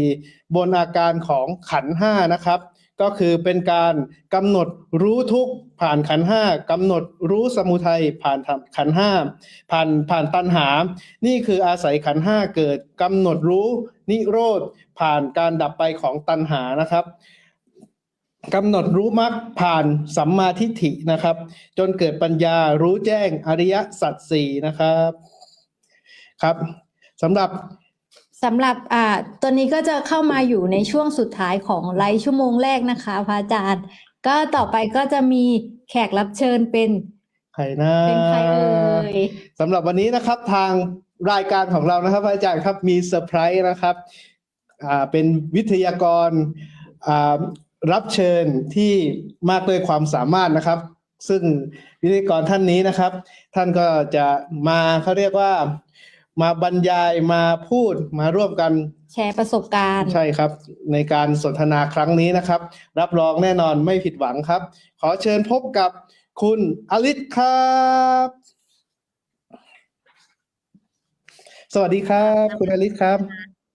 สวัสดีค่ะกราบนมัสการพระอาจารย์และผู้ชมที่ชมทางไลฟ์ทุกท่านนะคะ สวัสดีปีใหม่ค่ะ เริ่มต้นปีใหม่ด้วยพระรัตนตรัยเลยนะคะ ครับ สวัสดีปีใหม่ครับ คุณอลิศครั ส บ วัสดีปีใหม่ค่ะคุณอลิศค่ะ ครับ โยมลิศ ครับสำหรับ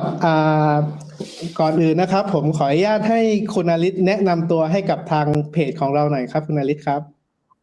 ค่ะสวัสดีค่ะชื่ออลิสโปเคนะคะอลิสก็เป็นคนไทยค่ะมีเชื้อสายเนปาลค่ะแล้วก็ปฏิบัติตามขั้นตอนของพระอาจารย์ค่ะ ครับ ก็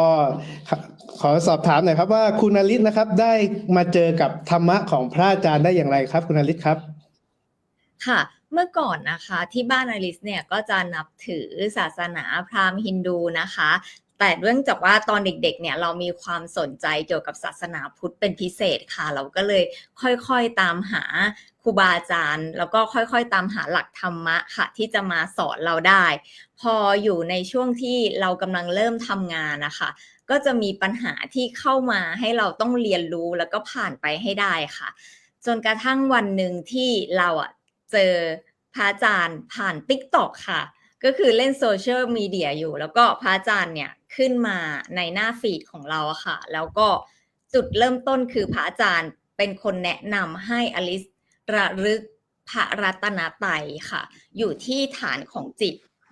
อลิสก็เลยระลึกคำว่าพุทโธเมนาโถธัมโมเมนาโถและสังโฆเมนาโถ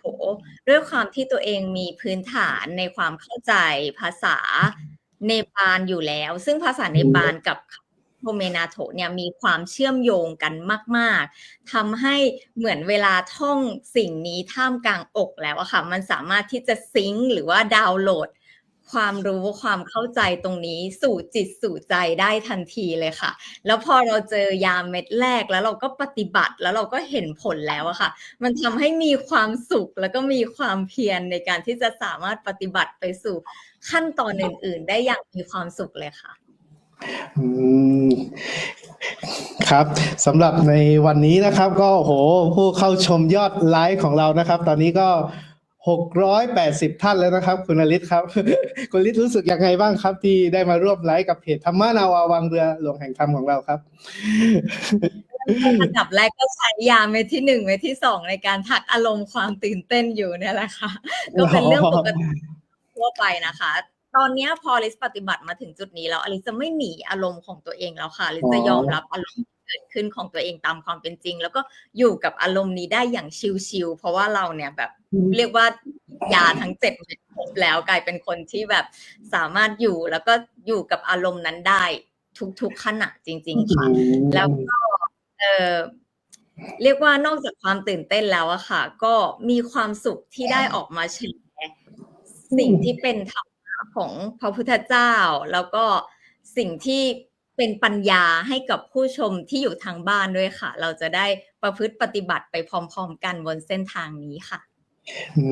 ครับพลอยเรารู้สึกยังไงบ้างครับยาเม็ดที่2ของเรา ค่ะ ตอนนี้ก็ทักอารมณ์เลยนะครับ เพราะว่า ตื่นเต้นกันทั้งคู่เลยค่ะ ตื่นเต้นมากเลยครับวันนี้ก็มีโอกาสนะครับได้ร่วมสนทนาธรรมกับพระอาจารย์แล้วก็กับคุณอลิศครับพวกเรานะครับก็ได้ติดตาม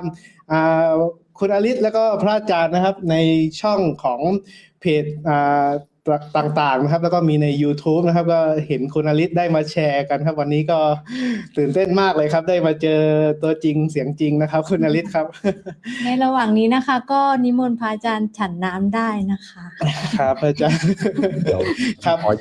ขอถามโยมอลิศในก่อนที่จะมาปฏิบัติ มีความทุกข์บีบคั้นให้มาปฏิบัติ หรือมาปฏิบัติด้วยพื้นฐานของอะไรค่ะ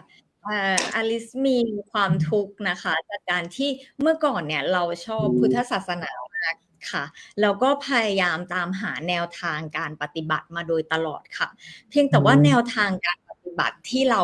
ทำมาค่ะไม่ว่าจะเป็นการพิจารณาร่างกายจนถึงขั้นเพ่งเห็นโครงกระดูกหรือการพิจารณาเป็นขันธ์5ค่ะไม่สามารถที่จะทำให้อลิสเกิดความรู้ความเข้าใจในจุดนี้ได้แล้วอลิสไม่มีพื้นฐานที่ดีคือพระรัตนตรัยพอวันหนึ่งมีเหตุการณ์หนึ่งที่เกิดการกระทบกระทั่งคือเราเห็นความเสื่อมของวงการตามที่เป็นข่าวอะค่ะความเสื่อมของพุทธที่เป็นวงการสงฆ์ค่ะพระอาจารย์ค่ะความเสื่อมของวงการสงฆ์อย่างที่เป็นข่าวมันทำให้เราเกิดความรู้สึกหดหู่และท้อแท้ใจเหมือนเรารู้สึกว่าพระพุทธเจ้ามีอยู่พระธรรมมีอยู่แต่พระสงฆ์ที่จะสอนเราได้ในการปฏิบัติธรรมมันมีอยู่จริงๆใช่ไหมนะเราต้องตามหาที่ไหนมันท้อแท้หดหู่ขนาดที่ว่าจากคนที่มีปัญญามีศีลมีธรรมอะค่ะถึงจุดนั้นเนี่ยมันตั้งใจที่จะทิ้งพระพุทธศาสนาออกไปเลยตั้งใจที่จะเดินออกทางศาสนานี้แล้วเจ้าค่ะจนกระทั่งมาเจอพระอาจารย์เนี่ยแหละค่ะเลยตัดสินใจให้โอกาสตัวเองอีกครั้งค่ะในการที่จะเข้ามาเรียนรู้สิ่งที่พระพุทธเจ้าสอนจริงๆอะค่ะว่าสามารถดับทุกข์ได้จริงๆหรือเปล่าแล้วพระนิพพานที่พระพุทธเจ้าสอนคืออะไรเจ้าค่ะครับ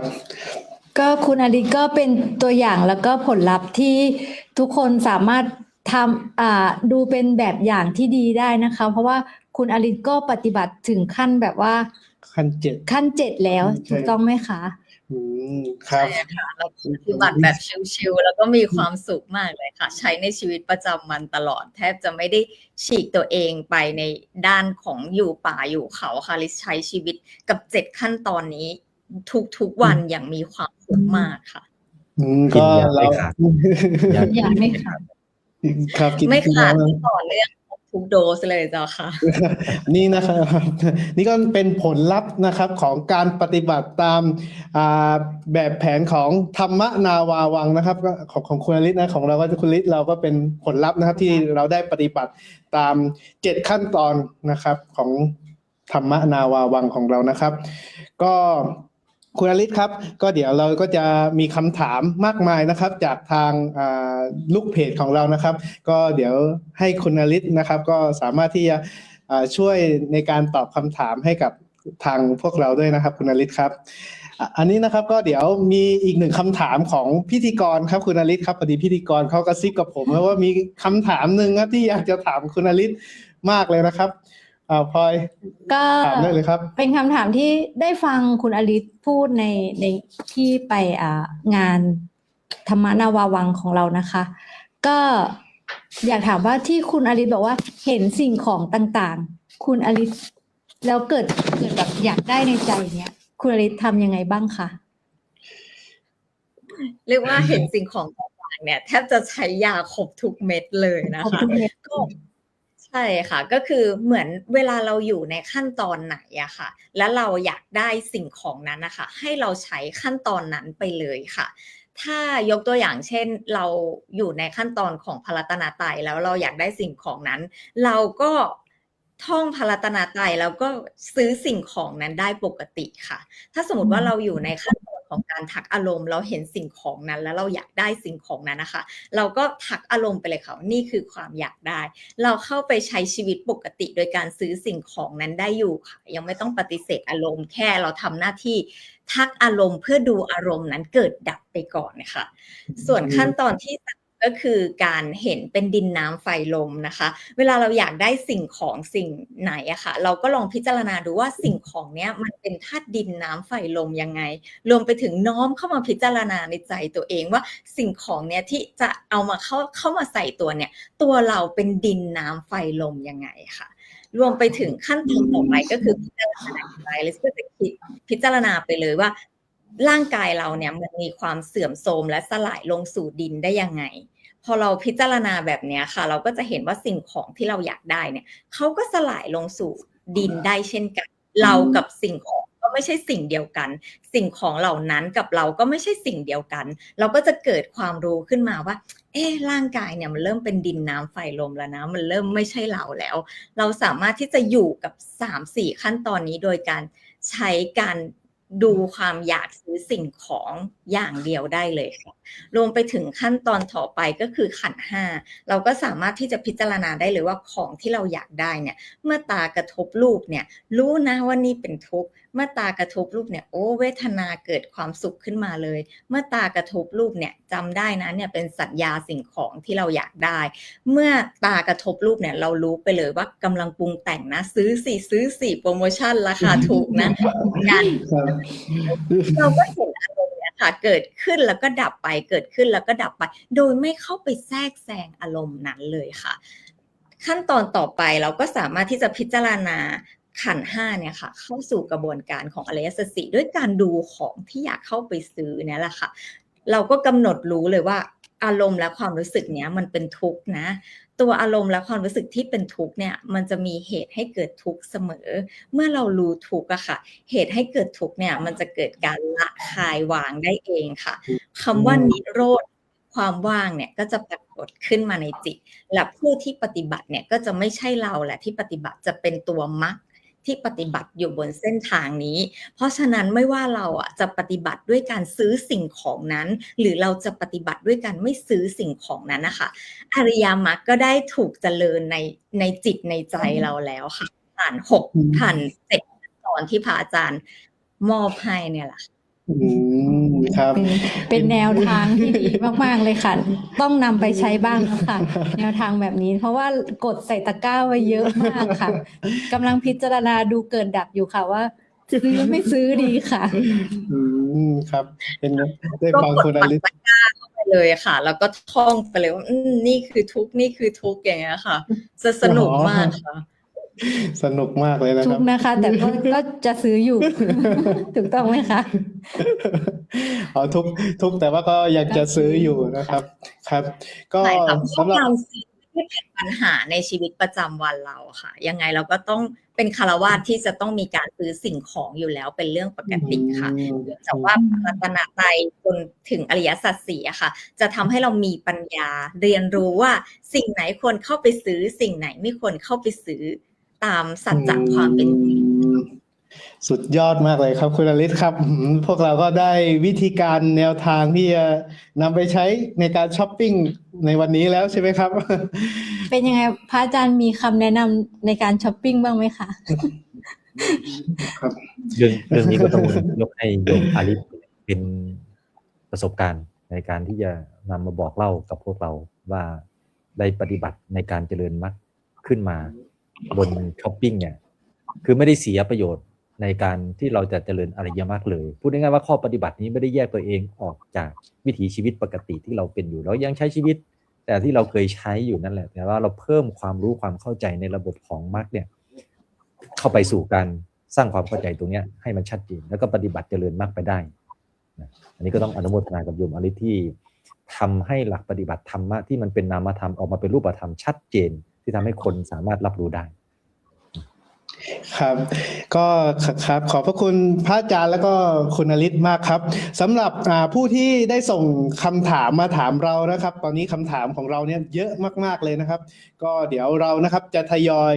ถามพระอาจารย์กับคุณอลิศแล้วก็เดี๋ยวเราจะส่งคำตอบกลับไปให้นะครับครับสำหรับมีอีกหนึ่งคำถามหนึ่งครับคุณอลิศครับพอดีผมอยากทราบมากเลยครับคุณอลิศครับว่า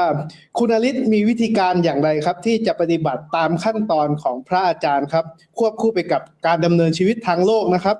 เพราะว่าคุณอลิศยังต้องทำงานยังต้องมีการแต่งหน้าไปทำงานยังต้องดูแลตัวเองในแบบของผู้หญิงนะครับอยากจะสอบถามว่าคุณอลิศมีวิธีการที่จะปฏิบัติควบคู่ไปได้อย่างไรครับคุณอลิศครับค่ะก็จริงๆเมื่อก่อนหน้าที่จะเจอ7ขั้นตอนเนี่ยค่ะการปฏิบัติในชีวิตประจำวันหรือการเจริญมรรคในชีวิตประจำวันก็ค่อนข้างเป็นเรื่องยากมากเพราะว่าเราจะเข้าใจว่าจะต้องไปละเท่านั้นจะต้องออกจากชีวิตประจำวันเท่านั้นค่ะแต่ถ้าเราลองเข้ามาศึกษาวิธีการที่พระอาจารย์วางแผนไว้ดีๆค่ะใน7ขั้นตอนที่มีการไล่เป็นลำดับลำดาค่ะอลิจะเข้าไปศึกษาเลยว่าในแต่ละขั้นตอนมีวัตถุประสงค์ให้เราเรียนรู้เพื่ออะไรยกตัวอย่างเช่นพระรัตนตรัยมีวัตถุประสงค์เพื่อให้ระลึกพระพุทธพระธรรมพระสงฆ์เป็นที่พึ่งการทักอารมณ์เนี่ยมีเพื่อให้เราเนี่ยสร้างสติในตัวเองและปิดกั้นอกุศลโดยที่เราเนี่ยจะค่อยๆเห็นว่าอารมณ์เนี้ยเกิดและดับไปอย่างไรโดยที่ไม่เข้าไปเป็นอารมณ์นั้นเรียนรู้อารมณ์นั้นในเบื้องต้นก่อนค่ะต่อไปเนี่ยคือขั้นตอนการพิจารณากายเนี่ยคืออลิซก็จะมองไปว่าวัตถุประสงค์ของการพิจารณากายคืออะไรวัตถุประสงค์ของการพิจารณากายไม่ใช่การที่เราจะต้องไม่แต่งหน้าไม่แต่งตัวไม่อาบน้ำทำตัวให้สกปรกวัตถุประสงค์ของการพิจารณากายของเราอะค่ะคือการที่อาบน้ำแต่งตัวทำหน้าแล้วแต่เห็นทุกขณะค่ะว่าสิ่งเนี้ยมันเป็นดินน้ำไฟลมได้ยังไงสิ่งเนี้ยสลายลงสู่ดินได้ยังไงค่ะพอเราเอาชีวิตประจำวันมาใช้อะค่ะทำให้เราแทบจะไม่ต้องสร้างเวลาในการปฏิบัติธรรมอะค่ะพอเราไม่ต้องสร้างเวลาในการปฏิบัติธรรมมันก็จะเหมือนกับว่าเรามีความเพียรในการย้ำซ้ำๆกับกิจกรรมนั้นๆได้เรื่อยๆโดยที่อลิซจะเปิดโอกาสและตั้งคำถามกับตัวเองว่าในชีวิตประจำวันเราใช้เวลาหรือเราเสียเวลากับเรื่องใดๆไปมากที่สุดเรื่องหญิงมักจะเสียเวลามากๆเลยขนเล็บฟันอาบน้ำก็ชั่วโมงนึงแต่งตัวก็อีกชั่วโมงนึงเพราะฉะนั้น2 ชั่วโมงเนี้ยอลิซจะไม่ปล่อยเวลาให้เปล่าประโยชน์อลิซจะเอาเวลาเนี้ยมาประพฤติปฏิบัติธรรมด้วยการเจริญอริยสัจ4โดยการใช้ยา7 เม็ดเลยค่ะครับขอบคุณครับคุณอลิศครับเป็นแนวทางที่ทุกคนสามารถเอาไปทำตามได้แบบว่าไม่ต้องเสียเวลาในชีวิตประจำวันสักแม้วินาทีเดียวเลยค่ะสามารถแบบมองเห็นผมขนเล็บฟันหนังได้อยู่ตลอดเวลาเลยนะคะพลอยบอกว่าถูกใจเลยนะครับเพราะปกติว่าก็ใช้เวลากับเรื่องนี้น่าจะ 2-3 ชั่วโมงอัพใช่ไหมครับต้องพิจารณาตามคุณอภิชาติได้แนวทางใหม่อีก1แนวทางแล้วค่ะครับก็น่าจะมีเวลาให้พิจารณากันเลยนะครับเพราะว่าพลอยก็บอกว่าใช้เวลานานมากเลยนะครับกับการที่เขาเรียกว่าแต่งหน้าแต่งตัวค่ะครับก็สำหรับต่อไปนะครับก็มีคำถามจากทางบ้านนะครับที่จะมาให้คุณอลิศนะครับแล้วก็พระอาจารย์นะครับช่วยในการตอบคำถามเพราะว่าตอนนี้ทางบ้านก็กระซิบมาแล้วครับว่าอยากที่จะให้พระอาจารย์ได้ตอบคำถามนะบอกว่าพิธีกรเริ่มได้แล้วพูดเยอะแล้วบอกพิธีกรพูดเยอะไปแล้วนะครับครับสำหรับคำถามต่อมานะครับความเห็นถูกสัมมาทิฏฐิหมายถึงเห็นว่าอย่างไรหรือเห็นอะไรครับอาจารย์น่าจะอธิบายสัมมาทิฏฐิมาเยอะนี้อยากจะให้มุมของโยมอลิศเนี่ยในฐานะผู้ปฏิบัติและเป็นฆราวาสที่มีความเข้าใจคำว่าสัมมาทิฏฐิบนการที่เราได้เข้ามาศึกษาหลักคำสอนแล้วเอาไปใช้เนี่ยแล้วมันเกิดผลกับตนเองที่ดีขึ้นมาเนี่ยสัมมาทิฏฐิในความหมายที่โยมอลิศเข้าใจแล้วเอาไปใช้ปฏิบัติอยากให้โยมอลิศอธิบายตรงนี้เพื่อที่จะให้ธรรมะแบบฆราวาสกับฆราวาสเนี่ยได้เข้าใจ แล้วก็ใช้ได้ง่ายขึ้นเจริญพร สัมมาทิฏฐิจริงๆแล้วก็คือยา7 เม็ดที่พระอาจารย์ต้นวางไว้เนี่ยแหละค่ะโดยสัมมาทิฏฐิอะค่ะหากเราเนี่ยจะทำความเข้าใจอะค่ะเราอาจจะต้องเริ่มจากการมองไปที่อริยสัจสี่ค่ะว่าสัมมาทิฏฐิเนี่ยเวลามีอารมณ์ใดๆเกิดขึ้นนะคะถ้าเราอะมัวแต่คิดกลับไปกลับมาว่าเราควรทำเรื่องนี้ไหมทำเรื่องนั้นไหมอะค่ะการคิดเหล่านั้นจะปวดหัวและเป็นการคิดที่ไม่สิ้นสุดเราอะจะเกิดความปวดหัวน้อยลงหรือว่าเกิดความเครียดที่มันน้อยลงถ้าเราคิดทุกอย่างเป็นอริยสัจสี่คือวางระบบฐานของจิตและวางระบบฐานของความคิดด้วยการพิจารณาเป็นอริยสัจสี่ในทุกๆเรื่องคิดอะไรไม่ออกคิดอริยสัจสี่ไว้ก่อนค่ะแล้วอริยสัจสี่เนี้ยจะเป็นพื้นฐานเริ่มต้นในการที่จะทำให้เราอะมีกระบวนการความคิดมีกระบวนการคำพูดคือสัมมาสังกัปปะสัมมาวาจาในเชิงอริยสัจสี่พอเรามีการคิดการพูดการทำในเชิงอริยสัจสี่เราจะประกอบอาชีพอยู่บนพื้นฐานของอริยสัจสี่เราจะทำงานทำการบนพื้นฐานของอริยสัจสี่เมื่อเราทำงานการบนพื้นฐานอริยสัจสี่เนี่ยความขยันหรือความเพียรเนี่ยก็จะเกิดขึ้นมาเป็นออโต้ไพลอตหรือว่าต่อเนื่องติดต่อกันได้ค่ะพอเราขยันแล้วเนี่ยสัมมาสติสัมมาสมาธิจะเกิดขึ้นเองรองรับจิตใจของผู้ที่จะเจริญอริยสัจสี่ผ่านมรรคมีองค์8เพราะฉะนั้นเราแทบจะไม่ต้องไปเสียเวลาในการนั่งสมาธิย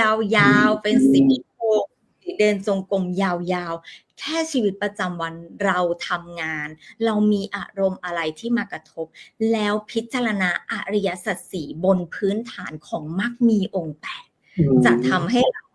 เกิดความรู้ความเข้าใจและมรรคเขาจะเจริญและทำงานของเขาเองค่ะ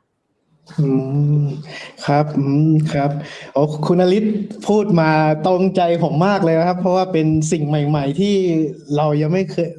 คือทราบคือพอที่จะเข้าใจแต่ว่าพอคุณอลิศได้มาขยายความอธิบายให้เราได้รับฟังเนี่ยรู้สึกว่าแบบว่าผมกำลังเก็บรายละเอียดที่จะนำไปปฏิบัติก็เดี๋ยวหลังจากจบไลฟ์ก็เดี๋ยวจะวันนี้แล้วครับปีใหม่ว่าจะเริ่มตั้งใจที่จะมาเขาเรียกว่ากินยาเม็ดที่1กันใหม่เลยนะครับ ครับค่ะก็ต่อเนื่องนะคะก็จากเมื่อกี้นะคะสอบถามแนวทางค่ะกำหนดขันธ์5ลงสู่อริยสัจสี่ค่ะพยายามฟังและศึกษาอยู่แต่ก็ยังทำไม่ได้ค่ะกำหนดขันธ์5ลงอริยสัจสี่เป็นอะไรที่อลิสก็ค่อยๆทำอย่างช้าๆเหมือนกันนะคะคืออะไรที่เราทำได้เร็วเราก็อาจจะอนุญาตให้ตัวเองทำได้เร็วส่วนอะไรที่เราทำได้ช้าเราก็แค่จะอนุญาตตัวเองให้ทำได้ช้าเราจะเหมือนไม่ค่อย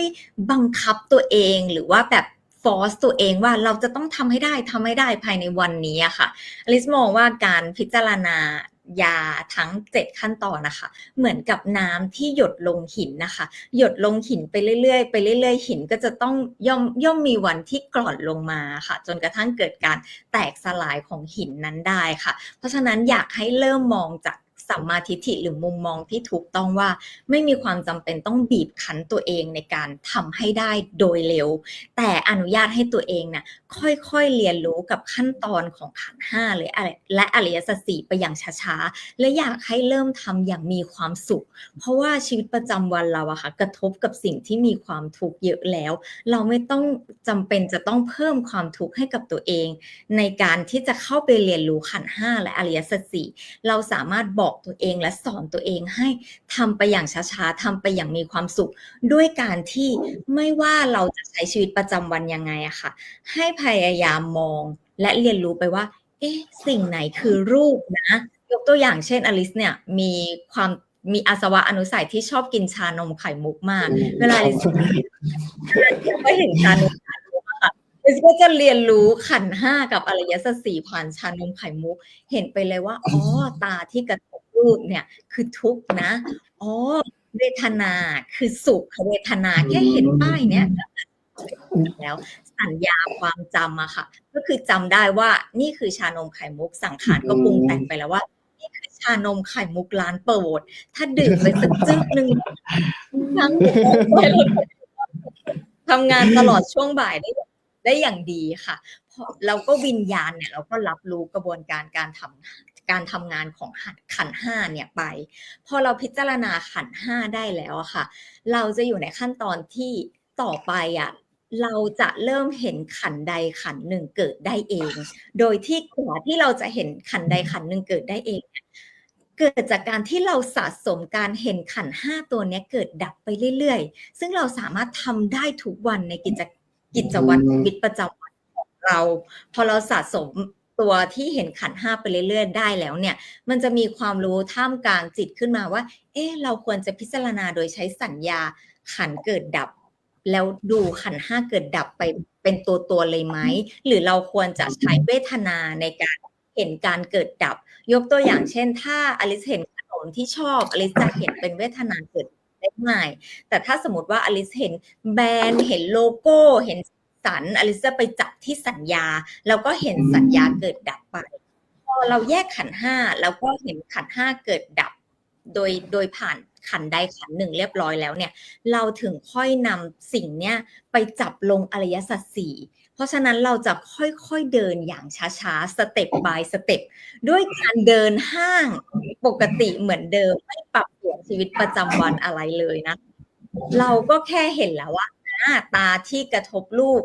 แล้วอยากกินชานมไข่มุกเนี่ยคือทุกข์บอกไปเลยว่าเนี่ยคือทุกข์ดูเลยว่าทุกข์เนี่ยมันจะเกิดขึ้นพร้อมสมุทัยเสมอสมุทัยก็คือความอยากได้ในสิ่งนั้นความอยากได้ในภาวะนั้นแค่เรากำหนดรู้ทุกข์ว่าอยากกินชานมไข่มุกอะค่ะสมุทัยถูกรู้ไปเรียบร้อยแล้วนิโรธก็ปรากฏเจริญโดยที่ไม่มีผู้เป็นอารมณ์นั้นอยู่ทีเนี้ยเราจะมีปัญญาเกิดขึ้นเองแรกๆอะค่ะอลิซเนี่ยจะยังไม่สามารถที่จะเข้าไปเหมือนว่า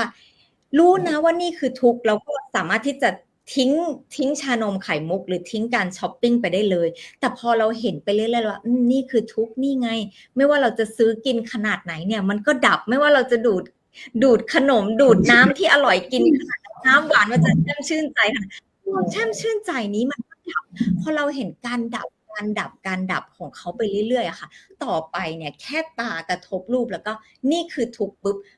จิตมันจำได้ค่ะว่ามันเคยดับไปแล้วเราก็พิจารณาเลยว่าเราความจำเป็นต้องกินไหมถ้าชีวิตประจำวันเราแคลอรี่มันเกินแล้วน้ำตาลมันเกินแล้วเราจะสามารถวางมันได้อย่างเฉยๆแล้วไม่ได้รู้สึกว่าถูกบีบคั้นอะไรมากเพราะปัญญาเราได้เรียนรู้มาแล้วไม่ว่าเราจะดื่มหรือไม่ดื่มสุขทุกข์นั้นก็จะดับลงตามตามอริยสัจที่พระพุทธเจ้าท่านบอกมาตั้งแต่ 2,500 ปีแล้วค่ะเลยจะคุยกับเพื่อนว่าตราบใดก็ตามที่มีคนเห็นอริยสัจในสมัยพุทธกาลตั้งแต่พาราณสีเนี่ยเขาเดินแล้วเขาเห็นอริยสัจสี่ได้ถ้าเราเดินพารากอนโดยการเห็นอริยสัจสี่เกิดดับเราก็สามารถได้เหมือนกันอริยสัจสี่กับพารากอนนี่คือสิ่งเดียวกันเรียนรู้ผ่านขันธ์ห้าและอริยสัจสี่ได้ไม่ใช่ปัญหาค่ะ ครับ เมื่อสักครู่คุณอลิศพูดถึงชานมไข่มุกนะครับสังขารผมปรุงแต่งไปเลยครับตอนนี้ ผมสัญญาทำงานสังขารปรุงแต่งเลยครับ หิวขึ้นมาเลยครับตอนนี้ ครับ ก็ที่คุณอลิศพูดเมื่อสักครู่นะครับ ก็คือให้มองทุกอย่างเป็นอริยสัจสี่ถูกต้องไหมครับคุณอลิศครับใช่ค่ะครับก่อนที่เราจะถึงขั้นตอนอริยสัจสี่อะค่ะแล้วเราอยู่ขั้นตอนของทักอารมณ์หรืออยู่ขั้นตอนของพิจารณากายอะค่ะเราชอบดื่มแบบไหนเราสามารถพิจารณาอยู่ในขั้นตอนนั้นเลยนะคะเช่นเหมือนถ้าสมมติว่าอลิซชอบกินชานมไข่มุกแล้วเราอยู่ในขั้นตอนของการพิจารณาธาตุอลิซก็จะเข้าไปเห็นเลยว่าลิ้นเราเนี่ยเป็นธาตุดินนะแต่น้ำลายเนี่ยเป็นน้ำแล้วก็ไข่มุกเนี่ยตัวกลมๆเนี่ยที่เป็นแป้งเนี่ยคือธาตุดินแล้วน้ำในชานมไข่มุกเนี่ยก็คือธาตุน้ำดูสิไม่มีใครดื่มชานมไข่มุกเลยนะเป็นแค่ธาตุดินที่เป็นแค่ธาตุน้ำที่ดื่มธาตุน้ำเราก็คือจะใช้กิจกรรมในชีวิตประจำวันเนี่ยแหละค่ะอยู่กับ7ขั้นตอนอย่างมีความสุข อืม เป็นความสุขที่เห็นได้ชัดมากเลยค่ะที่คุณอลิสแสดงออกมาทั้งสีหน้าแววตาว่า7 ขั้นตอนนี้ทำให้คุณอลิสอยู่ได้แบบมีความสุขจริง ๆ ค่ะ เป็นการที่เขาเรียกว่าเป็นการ manage ของธรรมะกับเขาเรียกว่าชีวิตประจำวันได้แบบลงตัวที่สุดเลยครับ คือเราสามารถที่จะทำได้ทุกที่ทุกขณะทุกเวลาไม่ได้กำหนดว่าเราจะต้องวันนี้จะทำตอนทุ่มหนึ่ง2 ทุ่มวันนี้จะนั่งสมาธิไม่ต้องเราสามารถที่จะพิจารณาทำไปตามความเป็นจริงได้เลยนะครับนี่ก็เป็นแนวทางที่ดีมากเลยนะครับสำหรับผู้ที่เริ่มปฏิบัตินะครับ ก็สามารถที่จะนำแนวทางการปฏิบัตินะครับ ไปใช้ได้เลยนะครับ เพราะเรามีตัวอย่างของผู้ที่ได้ทำแล้วก็เห็นผลแล้วนะครับครับสำหรับคำถามต่อมาครับพลอยครับ ก็คำถามต่อมานะคะ เหมือนถ้าจิตเราวาวุ่นกับชาไข่มุกอะค่ะ ประมาณนี้นะคะ แล้วแบบจิตเราเครียดหาทางออกไม่เจอเราควรปฏิบัติอย่างไรดีคะ ไหนๆก็เริ่มต้นจากชาไข่มุกของโยมอลิสแล้วก็โยมอลิสก็ต่อเลย อันนี้เป็นสิ่งที่อลิสคิดขึ้นเองว่าแบบถ้าเราไม่มีโอกาสได้ไปอยู่ป่าอะไรอย่างเงี้ย เราจะสามารถพิจารณา7 ขั้นตอนในชีวิตประจำวันที่เราเป็นฆราวาสอยู่ในเมืองได้ยังไง พอเรามีพระรัตนตรัยแล้วอะค่ะปัญญามันเปิดเลยค่อยๆหาวิธีในการที่จะพิจารณาเรื่องนี้เอาอะค่ะ ก็เลยทำให้เกิดเป็นองค์ความรู้ที่ตัวเองปฏิบัติขึ้นเองค่ะ ถ้าจิตใจเรามีความว้าวุ่นนะคะเมื่อก่อนอลิสฟังไลฟ์พระอาจารย์แล้วอลิสก็แอบจะไม่เข้าใจพระอาจารย์บอกว้าวุ่นก็ให้มันว้าวุ่นไปบีบคั้นก็ให้มันบีบคั้นไปอลิสก็ไม่เข้าใจนะคะว้าวุ่นกับบีบคั้นเนี่ยจะต้องพิจารณายังไงแต่ถ้าเราลองดีๆค่ะในยาเม็ดที่2การทักอารมณ์ค่ะเราจะเห็นว่าถ้าเราเริ่มทักอารมณ์ด้วยความรู้ความเข้าใจและปัญญาค่ะเราจะเห็นเลยว่านี่คือความว้าวุ่นกำลังปรุงแต่งจิตกำลังเกิดความว้าวุ่นแค่เราทักอารมณ์แบบนี้ค่ะหยุดดูมันเฉยๆสักพักหนึ่งอะค่ะความว้าวุ่นมันจะเจือจางลงไปหรือแม้กระทั่งความว้าวุ่นนั้นนะคะไม่ได้ดับไม่ได้หายอะค่ะเราสามารถที่จะเดินไปซื้อชานมไข่มุกได้ปกติเลยนะคะเดินแล้วก็สปอยตัวเองโดยการที่ไหนดูซิถ้าเราดื่มกินของที่เราชอบความว้าวุ่นมันดับลงไปไหมหน้าที่ของเราคือเห็นแค่การเกิดดับหน้าที่ของเราไม่ใช่การเข้าไปเป็นอารมณ์นั้นนะคะคือให้เรารู้เลยว่าอารมณ์นี้มาแล้วนะเจอกันแล้วอารมณ์เนี้ยก็บอกเขาไปเลยว่าเขาเข้ามาแล้วเดี๋ยวรอดูนะไม่ว่าจะทำวิธีไหนเขาก็จะดับจะให้อาหารเขาหรือไม่ให้อาหารเขาอารมณ์เนี้ยยังไงก็จะดับลงไปเพราะฉะนั้นนะคะเราจะใช้ชีวิตปกติโดยที่ไม่ได้รู้สึกว่าความว้าวุ่นความเหงาความเศร้ามันเป็นปัญหาเราอีกเลยคือเราอนุญาตให้อารมณ์นั้นเกิดขึ้นและเราจะเรียนรู้ว่าอารมณ์ที่เกิดขึ้นนั้นมันเกิดดับยังไงพอเราเรียนรู้อารมณ์เกิดดับไปเรื่อยๆค่ะมันจะมีความรู้ขึ้นมาว่าเฮ้ยแล้วมันจะเป็นเราได้ยังไงมันจะเป็นเราตอนไหนหรอดูสิเนี่ยมันเกิดดับอยู่ตลอดเวลานะให้อารมณ์เขาก็เป็นอารมณ์ของเขาไปสิไม่เห็นเป็นอะไรเสร็จปุ๊บเนี่ยต่อไปมันจะแบบมาสิอะไรมากระทบก็ได้ไม่เป็นไรหน้าที่ของเราดูแค่อารมณ์เกิดดับดูสิอันไหนมากระทบแล้วเรายังรู้สึกว่ามันเป็นเราอยู่เนี่ยเราไปเรียนรู้ตัวนั้นเยอะๆเราไปเรียนรู้ตัวนั้นเยอะๆเพราะฉะนั้นต่อจากเนี้ยจะกลายเป็นคนที่ไม่หนีอารมณ์แล้วก็ไม่หนีการกระทบอะไรจะกระทบก็ให้เขามากระทบตามความเป็นจริงเราแค่ทำหน้าที่ของเราตามปกติใช้ชีวิตตามปกติประชุมอย่างมีความสุขคุยกับลูกน้องอย่างมีความสุขทำงานอย่างมีความสุขกระทบได้โกรธได้เหงาได้เศร้าได้อกหักก็เสียใจได้ค่ะคือเป็นเรื่องปกติเลยแต่เราจะให้อารมณ์นั้นนะคะเรียนรู้ใน7 ขั้นตอนค่ะประมาณนี้ค่ะก็เมื่อมีอารมณ์เกิดขึ้นนะครับคุณอลิศครับเราไม่ได้เข้าไปห้ามว่าไม่ได้นะไม่ต้องมีนะหยุดห้ามคิดห้ามเกิดอันนี้ไม่ใช่ใช่ไหมครับคือเราปล่อยให้อารมณ์เขาเรียกว่าออกมาเลยแล้วก็เราก็เฝ้ามองดูถูกต้องไหมครับคุณอลิศครับใช่ค่ะเพราะว่าเมื่อก่อนอลิสก็เคยปฏิบัติด้วยการกดข่มอารมณ์มาค่ะเมื่อก่อนรู้หน้ามาแล้วแต่ว่าอลิสไม่รู้เลยว่าต้องอนุญาตให้อารมณ์เขากระทบนะเมื่อก่อนอลิสไปเข้าใจว่าขันธ์ 5คือเราต้องเป็นผู้ไม่โกรธขันธ์ 5คือเราต้องเป็น ขันธ์ห้าคือเราห้ามมีอารมณ์นี้เลยนะแต่พอเราเรียนรู้แนวทางการปฏิบัติยา7 เม็ดอะค่ะเริ่มตั้งแต่พรัตนาตรัยแล้วก็ทักอารมณ์เราจะรู้เลยว่าอ๋อกระทบได้นี่อารมณ์เนี้ยราคะโทสะโมหะความโลภความโกรธความหลงความอยากได้อยากมีอยากเป็นเรื่องปกติที่เกิดได้คือลิซจะบอกตัวเองเลยว่าไม่เป็นไรเราไม่ใช่พระอรหันต์นะเราไม่ใช่อิฐหินปูนทรายนะเราเป็นมนุษย์เพราะฉะนั้นอารมณ์ก็ต้องเกิดกับเราเป็นเรื่องปกติถ้าอะไรจะมากระทบอยู่แล้วลิซจะให้กำลังใจตัวเองอย่างเนี้ยตลอดเวลาเพราะฉะนั้นการปฏิบัติของเราเลยเป็นไปอย่างแบบชิวๆอะค่ะไม่ว่าอารมณ์ขนาดไหนเราก็จะเริ่มเห็นว่ามันชิวๆลงค่ะครับก็ให้มองเขาเรียกว่าให้มองอารมณ์เข้ามาคือให้เรารู้ทันเท่าทันอารมณ์นะครับเพราะเราจะได้มีสติแล้วก็เขาเรียกว่าพอมีสติปุ๊บเราก็จะรู้ตัวรู้ตนจะทำอะไรออกไปมันก็มีสติมากขึ้นนะครับครับสำหรับต่อไปนะครับเป็นคำถามต่อมาครับคุณอลิศครับขอสอบถามครับเรื่องเราจะวางใจอย่างไรกับการสูญเสียวางใจอย่างไรให้หัวใจเราเข้มแข็งขึ้นเพื่อรับมือปัญหาต่างๆได้ควรมีแนวคิดอย่างไรครับนี่ขอความเมตตาจากพระอาจารย์ก็ได้ค่ะ เพราะว่าการสูญเสียเนี่ยใน7 ขั้นตอนอลิซก็ยังไม่ได้เรียนรู้เหมือนกันเจ้าค่ะพระอาจารย์ครับงั้นเดี๋ยวขออนุญาตพระอาจารย์ครับพระอาจารย์ครับพระอาจารย์เมตตาตอบคำถามนี้ให้ด้วยครับอาจารย์ครับโยมธรรมสอนอ่านปัญหาอีกครั้งหนึ่งได้ครับก็นมัสการค่ะขอสอบถามพระอาจารย์เรื่องเราจะวางใจอย่างไรกับการกลัวการสูญเสียวางใจอย่างไรให้หัวใจเราเข้มแข็งขึ้นเพื่อรับมือปัญหาต่างๆได้ค่ะควรมีแนวคิดอย่างไรคะครับอาจารย์ครับเราไม่จำเป็นจะต้องทำให้หัวใจเราเข้มแข็งขึ้นก็ได้เพราะว่าความสูญเสียที่จะเกิดขึ้นเราจะมีความกลัวหรือไม่กลัวยังไงก็ถึงการสูญเสียแน่นอน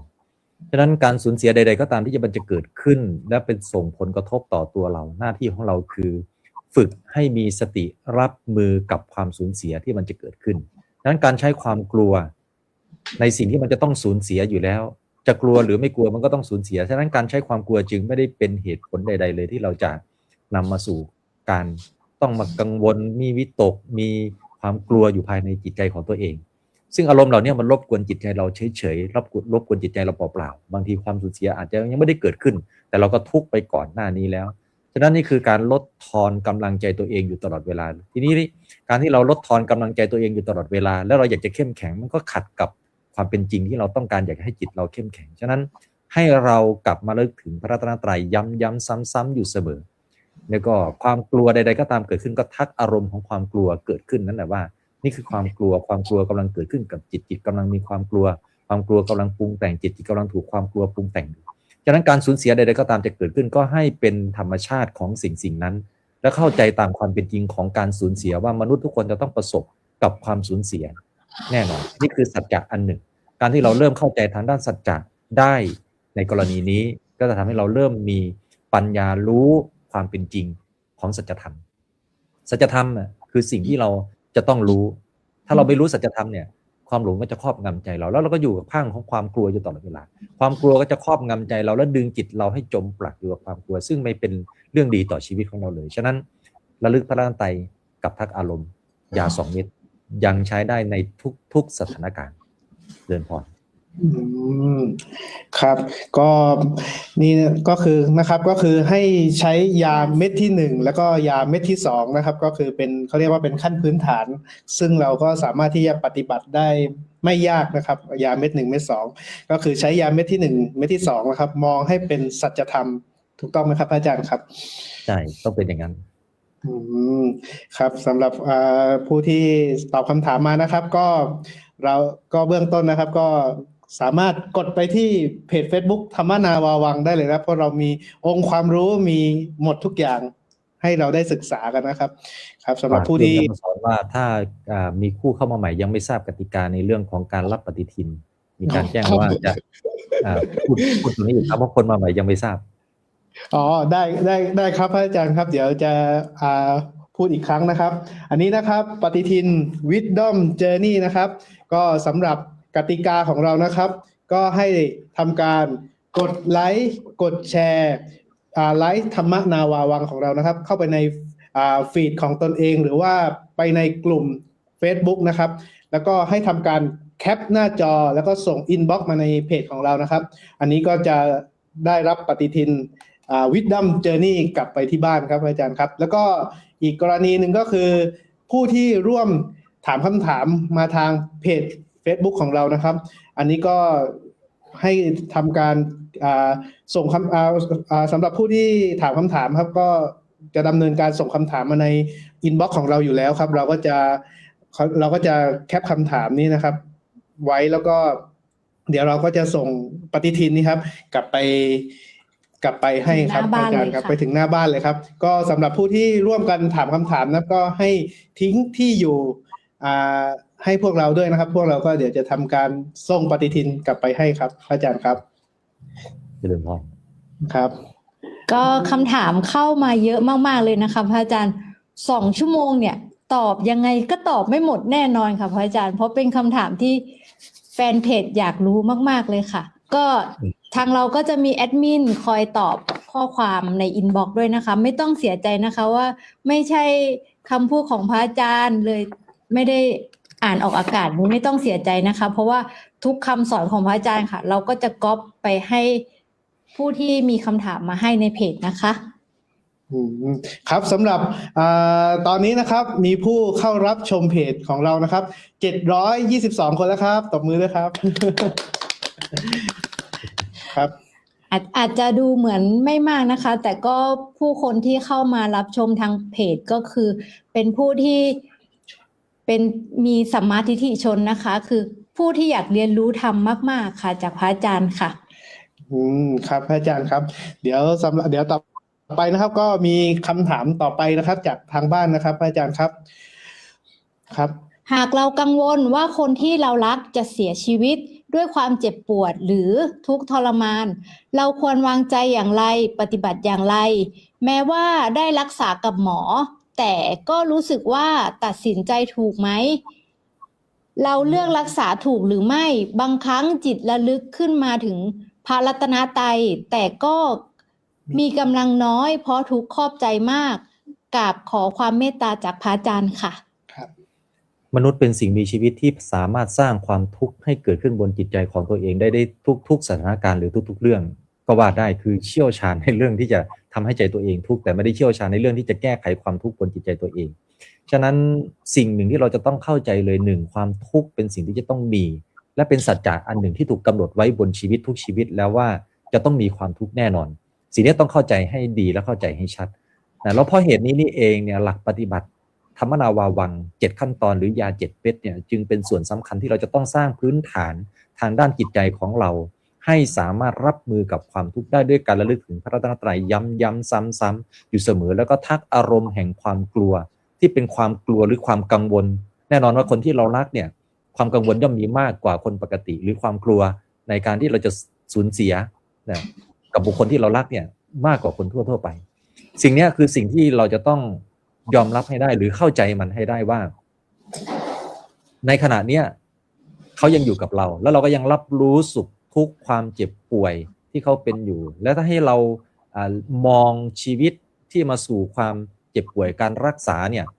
ว่าทุกชีวิตเนี่ยเขามีกรรมเป็นของตนมีกรรมเป็นผู้ให้ผลมีกรรมเป็นแดนเกิดมีกรรมเป็นผู้ติดตามมีกรรมเป็นที่พึ่งอาศัยใครทำกรรมใดไว้ย่อมได้รับผลกรรมนั้นสืบไปนั่นหมายถึงว่าเขากำลังได้รับผลด้านใดก็ตามที่เข้ามาสู่การกระทบกับชีวิตตอนนี้ยังมีชีวิตอยู่หากเขาได้ทำกรรมดีมากรรมดีจะทำให้เขาได้รับการรักษาในทางที่ดีได้เพราะบนการตัดสินใจเราไม่สามารถที่จะตัดสินใจได้เลยว่าถูกหรือผิดอย่างไรและบางครั้งการตัดสินใจของเราแล้วทำให้การรับการรักษาเนี่ยไม่ได้ทำให้เขาดีขึ้นเนี่ยเราจะกล่าวโทษตัวเองว่าเราตัดสินใจผิดหรือไม่ดีพออันนี้ก็จะกลายมาเป็นทุกข์และเป็นปัญหาใหม่เพิ่มเติมขึ้นมาอีกครั้งสิ่งที่เราต้องเข้าใจคือวางจิตให้เข้าใจในระบบของกรรมแล้วการที่เขาได้ทำกรรมดีมาเนี่ยผลแห่งกรรมดีจะส่งผลให้เขาได้รับการรักษาในทางที่ดีหรืออาจจะหายจากโรคก็ได้ แต่ถ้าเขาทำกรรมที่ไม่ดีมาเนี่ยผลแห่งการทำกรรมที่ไม่ดีก็ต้องบังเกิดขึ้นกับเขาเราจะห้ามการให้ผลของกรรมไม่ให้เกิดขึ้นกับบุคคลผู้ที่สร้างเหตุแห่งกรรมนั้นไว้สำหรับตนนะมันก็ไม่ห้ามไม่ได้ไม่มีใครห้ามได้พระพุทธเจ้าก็ห้ามไม่ได้ฉะนั้นเราต้องกลับมาอยู่บนข้อเท็จจริงตรงนี้แต่สิ่งหนึ่งที่เราสามารถทำได้ต่อบุคคลที่เรารักที่เจ็บป่วยอยู่หรือได้รับการรักษาใดๆอยู่ก็ตามก็คือหนึ่งการอ่านบทรัตนปริตส่งความปรารถนาดีเรียกว่าน้ำจิตน้ำใจอันงามเหล่านี้ผ่านบทพระปริตการจะอ่านบทพระปริตให้เกิดผลและเกิดอานิสงส์และมีอานุภาพในการช่วยเยียวยาและรักษาได้ต่ออีกบุคคลหนึ่งเนี่ยจิตเราจะต้องยังลงสู่พระรัตนตรัยให้มั่นคงด้วยก็คือระลึกถึงพระพุทธพระธรรมพระสงฆ์แม้จะเป็นกำลังน้อยๆอยู่นี่ก็ไม่เป็นไรขอให้เราเพิ่มพลังทางใจเราโดยการระลึกย้ำๆซ้ำๆให้ได้มากที่สุดเท่าที่จะมากได้แล้วอ่านบทรัตนปริตซึ่งเป็นการประกาศสัจจะหรือความจริงของพระพุทธพระธรรมพระสงฆ์ตามความเป็นจริงแล้วใช้สัจจะวาจาเนี่ยที่เราประกาศออกไปเนี่ยกระทำสัจจะกิริยาคือการอธิษฐานให้สัจจะวาจาที่เรากล่าวออกไปว่าด้วยสัจจะวาจานี้ขอโรคที่อยู่ในตัวของผู้ที่เรารักเราก็ระบุไปว่าชื่ออะไรที่เจ็บป่วยอยู่ในเวลานี้ขอให้ความเจ็บป่วยหรือโรคที่เป็นอยู่ในเวลานี้ในตัวของผู้นี้เนี่ยจงระงับสิ้นไปอ่านบทพระปริตอย่างน้อยวันละ3 รอบหรือมากกว่านี้ได้ยิ่งดีแล้วถ้าเป็นไปได้ก็ให้คนที่เจ็บป่วยเนี่ยอ่านบทพระปริตด้วยตัวเขาเองแล้วก็ระลึกพระตรัยด้วยตัวเขาเองจะเป็นสิ่งที่ดีเขาเรียกเป็นส่วนเสริมในการที่จะช่วยในการรักษา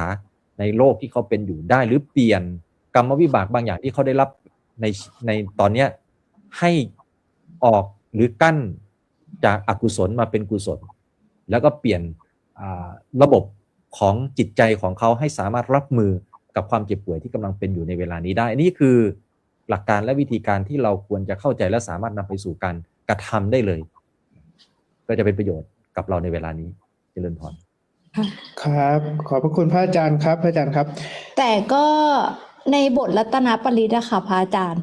ก็เท่าหนูขอแชร์นะคะก็เท่าที่มีประสบการณ์ก็คือมีเพื่อนป่วยอะค่ะก็เราได้บอกเขาถึงแม้ว่าเราอาจจะไม่หายหรือว่าเราอาจจะหายแต่ก็อยากให้เพื่อนคนนี้ได้สวดรัตนปริตค่ะแต่ในปาฏิหาริย์เหล่านั้นน่ะก็อยู่ๆเพื่อนก็คือเป็นไข้สมองอักเสบอะค่ะพระอาจารย์ก็ไม่คิดว่าจะหายเหล่าเพื่อนๆที่อยู่ก็รวมตัวกันประกาศพระปริตให้เขาก็กลับมาหายเป็นปกติเลยค่ะโดยที่แบบเป็นเรื่องมหัศจรรย์มากอันนี้คือคนใกล้ตัวแล้วก็อีกเรื่องนึงที่เกิดกับหนูเองก็เป็นเรื่องน้องหมาค่ะน้องหมาหนูคือเป็นโดนกัดมาแล้วก็ไม่มีทางรักษาแล้วก็คือเอาเขาไว้นอนโรงพยาบาลอย่างน้อยเราก็รักษาเขาเต็มที่แล้วในช่วงเข้าพรรษาประมาณปีที่แล้วหนูก็ตั้งจิตอธิษฐานสวดพระปริตให้เขาทุกวันค่ะทุกวันเลยวันละ3 จบสวดให้เขาทุกวันชื่อเขาก็ขอถ้าเกิดว่าถ้าเขาจะสิ้นชีวิตลงก็ขอให้เขาไปสู่ภพภูมิที่ดีก็อยู่ๆก็มีปาฏิหาริย์คุณหมอแจ้งมาว่าน้องมีปาฏิหาริย์รอดคือแบบรอดจากอาการที่แบบโคม่าอยู่อะค่ะก็คือรอดกลับมาจนทุกวันนี้ก็มีการใช้ชีวิตได้ปกติค่ะก็รัตนปริตหรือว่าพระปริตก็เป็นเครื่องคุ้มครองใจอย่างหนึ่งค่ะอาจารย์เจริญพรก็ถ้าเราจะใช้คำว่าปาฏิหาริย์บนการสิ่งที่เรียกว่าดลบันดาลเนี่ยจริงๆมาจากการสร้างเหตุของเราเองแล้วกระแสดวงจิตหลายดวงจิตที่พยายามตั้งน้ำจิตน้ำใจอันงามต่อกันและสวดประกาศพระปริตไปให้ถึงคนที่เจ็บป่วยและฟื้นกลับคืนมาได้อันนี้ก็เรียกว่าเป็นพลังที่เราสามารถทำได้และก็สามารถส่งให้กันได้เป็นสิ่งที่ดีก็สำหรับทางบ้านที่ส่งคำถามมาก็อย่าเพิ่งท้อใจนะคะว่า อาจจะมีเราแค่ตั้งใจแล้วส่งกำลังใจให้ผู้ป่วยที่เขาป่วยอยู่เราก็ถึงแม้ว่าอาการเขาจะเป็นยังไงในข้างหน้าแต่ถ้าเราให้เขาตั้งใจปฏิบัติอย่างน้อยก็เป็นผลดีกับตัวเขาแล้วก็ผู้ที่ส่งใจให้เขาด้วยค่ะพระอาจารย์ครับพระอาจารย์ครับต่อไปนะครับเป็นคำถามต่อไปครับพระอาจารย์ครับ ขอเรียนถามพระอาจารย์ครับ เรามีเทคนิคอย่างไรในการกำจัดความขี้เกียจและความง่วงในการปฏิบัติครับ พอลงมือปฏิบัติรู้สึกง่วงจะหลับตลอดเลยครับ เรื่องนี้ขอส่งให้โยมอลิศแนะนำโยมท่านนี้หน่อยมันก็มีบ้างแหละความขี้เกียจในระหว่างการปฏิบัติหลายคนก็ถามมาเหมือนกันแต่โยมอลิศคารวะผู้ศึกษาธรรมสามารถที่จะแชร์ได้ คืออลิซเคยฟัง YouTube ของพระอาจารย์เจ้าค่ะแล้วก็พระอาจารย์อ่ะมันกำลังดื่มกาแฟอยู่เลยแล้วก็หมุนแก้วกาแฟแล้วก็บอกขี้เกียจก็ปฏิบัติธรรมได้นะโหคำนี้มันโดนจิตโดนใจแล้วว่าขี้เกียจเนี่ยปฏิบัติธรรมยังไงนะอะไรอย่างเงี้ยเราก็พยายามหาคำตอบด้วยตัวจิตตัวใจเราเนี่ยแหละค่ะว่าขี้เกียจมันปฏิบัติทำยังไงอะไรเงี้ยคือระหว่างที่ถ้าสมมติว่าอลิซขี้เกียจเนี่ยส่วนใหญ่เรามักจะสังเกตว่าความขี้เกียจของเราเนี่ยมักจะอยู่บนเตียงค่ะเพราะฉะนั้นถ้าเวลาเราขี้เกียจแล้วเราอยู่บนเตียงอลิซก็เลยบอกว่าจะอยู่บนเตียงก็ได้นะจะนอนก็ได้แต่ว่าหน้าที่ของเราอ่ะให้ปฏิบัติตาม7ขั้นตอนก่อนเพราะฉะนั้นถ้าอยู่บนเตียงปุ๊บเวลาเราลืมตาตื่นขึ้นมาเนี่ยเราจะวางเป้าหมายของเราชัดเจนเลยว่าตื่นแล้วนะวันนี้เราจะพิจารณากายตื่นแล้วนะวันนี้เราจะท่องขันธ์ห้ากายจะนอนก็นอนไปจิตเนี่ยจะขอเรียนรู้ก่อนบอกมันไปว่าแบบอันนี้คือกายหยาบนอนอยู่นะแต่กายทิพย์เนี่ยกำลังท่องเจริญอริยสัจสี่อยู่ก็จะบอกตัวเองเป็นมุกขำๆให้ทำได้อย่างมีความสุขค่ะจนกระทั่งวันหนึ่งที่เราแบบเหมือนพิจารณาอริยสัจสี่แล้วเนี่ยก็เห็นความที่จิตเนี่ยมันไม่เที่ยงมันเหมือนว่าบางวันมันก็ขยันมากบางวันมันก็ขี้เกียจอะไรเงี้ยเลยมีความคิดที่จะอยากลองพิจารณาดูว่าความขี้เกียจเนี่ยมันคืออะไรแล้วก็ได้คำตอบในจิตขึ้นมาว่าให้พิจารณาความขี้เกียจลงสู่ขันธ์ห้าและอริยสัจสี่เราเลยนอนดูความขี้เกียจนั้นบนเตียงนอนค่ะด้วยการที่นี่ไงรูปอ่ะมันนอนอยู่บนเตียงเนี่ยดินน้ำไฟลมมันเข้มแข็งขนาดเนี้ยมันแบบมันแข็งอ่ะมันนอนอยู่บนเตียงไม่อยากขยับตัวไปไหนเลยเวทนาเกิดความพอใจนะที่ได้นอนบนเตียงนี้เกิดสุขเวทนาขึ้นสัญญาจำได้ว่านี่คือความขี้เกียจสังขารคือขี้เกียจมากเลยไม่อยากขยับตัวไปไหนเลยวิญญาณรับรู้จำได้แล้วเราก็นอนดูความขี้เกียจนั้นไปเรื่อยๆผ่านลมหายใจด้วยการดูการเกิดดับผ่านลมเกิดดับเกิดดับพอดูการเกิดดับไปสักพักนึงทุกขสัจจะของร่างกายจะปรากฏขึ้นมาชัดเจนคือเราจะไม่สามารถนอนอยู่บนเตียงนั้นได้แบบนานๆเราจะต้องมีการขยับเขยื้อนตัวพอเราขยับเขยื้อนตัวปึ๊บหนึ่งแค่นั้นนะคะเราเห็นเลยว่านี่ไงความขี้เกียจดับลงแล้วนะความขยันในการขยับตัวขึ้นมาสักเล็กน้อยเนี่ยมันเกิดขึ้นมาแล้วเราก็เห็นเลยว่าแม้กระทั่งขันธ์ห้าของความขี้เกียจมันยังเกิดดับได้เลยแล้วไม่ใช่เรานะที่ขี้เกียจคือมันเป็นอริยสัจสี่ความขี้เกียจเนี่ยจัดอยู่ในทุกข์คือทุกขสัจจะเมื่อเกิดความขี้เกียจขึ้นเนี่ยสมุทัยจะเกิดขึ้นทันทีพอเราเรียนรู้ขันธ์ห้าปุ๊บเราจับขันธ์ห้าของความขี้เกียจเนี่ยใส่ลงในอริยสัจสี่แล้วเราก็เห็นเลยว่าทุกข์เนี่ยเกิดขึ้นพร้อมสมุทัยเสมอเมื่อรู้ทุกข์เนี่ยสมุทัยจะถูกละนิโรธหรือการดับของความขี้เกียจก็ปรากฏขึ้นมรรคก็ได้เจริญขึ้นแล้วผ่านความขี้เกียจจากการพิจารณาความขี้เกียจที่อยู่บนเตียงเมื่อเราพิจารณาแบบนี้ย้ำๆซ้ำๆในเบื้องต้นเนี่ยความเข้มแข็งของจิตเนี่ยจะยังไม่มีเราก็พิจารณาความขี้เกียจเนี่ยไปเรื่อยๆจนกระทั่งวันหนึ่งที่เราเคยเห็นความขี้เกียจมันเกิดดับซ้ำๆๆๆเราเลยรู้เลยว่าความขี้เกียจมันดับแบบนี้พอวันนี้เกิดความขี้เกียจขึ้นปุ๊บเนี่ยเรารู้เลยว่าทุกข์เนี่ยมันเกิดขึ้นพร้อมสมุทัยนิโรธปรากฏมรรคเจริญพอมันดับปุ๊บเนี่ยเราเกิดจิตที่แช่มชื่นขึ้นมาท่ามกลางอกแล้วเราก็สามารถที่จะลุกขึ้นไปทำงานทำการอื่นได้โดยที่ไม่นอนอยู่บนเตียงแล้วและแม้กระทั่งความขยันนั้นนะคะเราก็ต้องพิจารณาลงไปสู่อริยสัจสี่ด้วยเหมือนกันนะคะเมื่อขี้เกียจดับลงแล้วเราเกิดความขยันแล้วเราไม่รู้จักความขยันนั้นตามจริงๆความขยันนั้นก็จะไม่ถูกเจริญในอริยสัจสี่และมรรคมีองค์8พอขยันปุ๊บเราก็พิจารณาความขยันสู่ขันธ์ห้าและสู่อริยสัจสี่การพิจารณาความขี้เกียจนั่นแหละค่ะเราก็จะเห็นความแตกต่างว่าความขยันและชัดเจนการตัดของความขยันความขี้เกียจชัดเจนค่ะจนกระทั่งวันหนึ่งเรารู้เลยว่าความขยันกับความขี้เกียจทำอะไรเราไม่ได้เรารู้จักมันเสียแล้วมันจะทำอะไรเราไม่ได้อีกต่อไปค่ะ โมทนา ครับผมก็ขอบคุณผู้ที่ถามคำถามนี้มาด้วยนะครับ เพราะว่าผมได้พลังงานทางบวกแล้วครับ เพราะว่าตัวเองก็เป็นคนขี้เกียจเหมือนกันครับอาจารย์แต่ว่าเดี๋ยวก็จะนำ อาจารย์ ครับก็เดี๋ยวจะนำที่คุณอลิศพูดไปใช้กับตัวเองครับ ขี้เกียจแต่ขี้เกียจไปในทางที่ดีนะคะ ครับก็ต่อไปจะเข้าสู่ห่วงสุดท้ายของรายการแล้วนะคะ ก็2 ชั่วโมงก็ผ่านไปเร็วมากๆเลยค่ะ ครับ รู้สึกว่าเหมือนแบบผ่านไปไม่กี่นาทีเลยครับ แต่ว่าเราพูดกันไป2 ชั่วโมงแล้วนะครับ อันนี้ก็จะเป็นคำถามสุดท้ายแล้วนะครับ ของรายการเราในวันนี้นะครับเดี๋ยวให้พลอย ค่ะ ได้เลยครับ คำถามสุดท้ายนี้นะคะ สอบถามพระอาจารย์เจ้าค่ะ ดิฉันสอนเด็กอนุบาล ขณะนี้ให้เด็กระลึกพระรัตนตรัยโดยที่เด็กๆท่องได้แล้วจะสอนเด็กๆให้รู้จักทักอารมณ์ต้องสอนอย่างไรคะพระอาจารย์ ถ้าหากเราสำรวจดูอารมณ์ที่เกิดขึ้นกับจิตใจเด็กๆเนี่ยมันจะเป็นอารมณ์ที่เกี่ยวข้องกับความน้อยใจ ความโกรธกับเพื่อนด้วยกันเอง ความขัดใจ ความเครียดในการที่จะสอบเรื่องราวที่ส่งผลกระทบต่อความรู้สึกบางทีต้องลึกไปถึงขั้นระดับซึมเศร้าด้วยนะอันนี้คือส่วนหนึ่งที่พระอาจารย์ได้คุยหรือได้สอบถามกับเด็กที่มีปัญหาในเรื่องของสภาพจิตใจและอารมณ์ที่เกิดขึ้นถ้าหากว่าเราสอนให้เด็กระลึกพระรัตนตรัยเป็นเบื้องต้นได้แล้วเนี่ยก็จะดีมากเลยเพราะจิตที่มีพระรัตนตรัยเป็นเครื่องรองรับเนี่ยจะทำให้จิตไม่คล้อยตามอารมณ์ที่เกิดขึ้นการทักอารมณ์ก็คือการบอกจิตให้ได้รับรู้อารมณ์นั้นตรงไปเลยว่าอารมณ์อะไรเกิดขึ้นกับ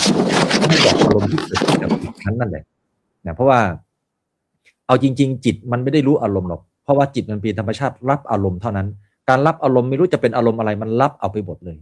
แต่การที่เราบอกว่านี้คืออารมณ์อะไรกำลังเกิดขึ้นกับจิตก็บอกอารมณ์อันนั้นน่ะมันจะทำให้จิตเกิดการรู้อารมณ์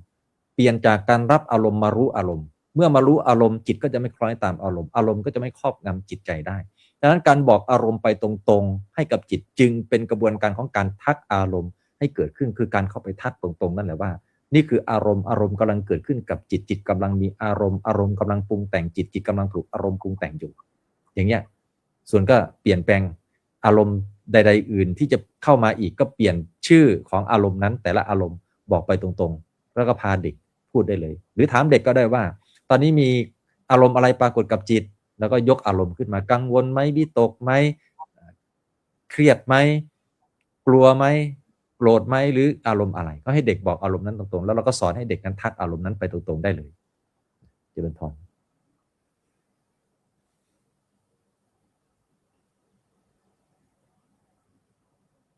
ยังไงสัญญาณหายเลยเงียบค่ะสัญ ตอ ญาน ณ นี้ น่า พระอาจาร จะ ย์ไม่ได้ ขั ยิ ด นเสียงอย่าได้ยินเสียง อ โย ลิ ม สได้ยิน อยู่ ได้ แต่ ครับพระอาจารย์ครับ ระวังผมได้ยินแล้ว ครับพระอาจารย์ครับพอดีทางลูกเพจสอบถามมาครับพระอาจารย์ครับว่าพระอาจารย์ไลฟ์ได้ถึงกี่โมงครับพระอาจารย์ครับพอดี ลูกเพจ ยัง แบบ ยัง มี จุ คำถามที่แบบติดใจอยากจะถามพระอาจารย์หลาย ๆ ท่านเลยครับพระอาจารย์ครับ ก็ขออนุญาตสอบถามพระอาจารย์ครับพระอาจารย์ครับเผื่อจะสามารถที่จะต่อเวลาสักเล็กน้อยให้กับลูกเพจของเราได้มีโอกาสตอบถามคำถามครับพระอาจารย์ครับ โยมธรรมสอนคัดคำถามที่สำคัญมาแล้วก็ ได้ครับอาจารย์ ก็จะตอบถ้ายุติตรงไหนเดี๋ยวก็จะค่อยๆบอกว่า ครับครับก็เดี๋ยวมีคำถามหนึ่งครับพระอาจารย์ครับอยากจะสอบถามว่าถ้าเราจะเลื่อนขั้นในการปฏิบัตินี่ครับเราสามารถที่จะรู้ได้อย่างไรครับว่าเนี่ยเรากำลังที่จะเลื่อนขั้นแล้วนะอะไรประมาณนี้ครับพระอาจารย์ครับเรื่องนี้ต้องให้โยมอาริสเนี่ย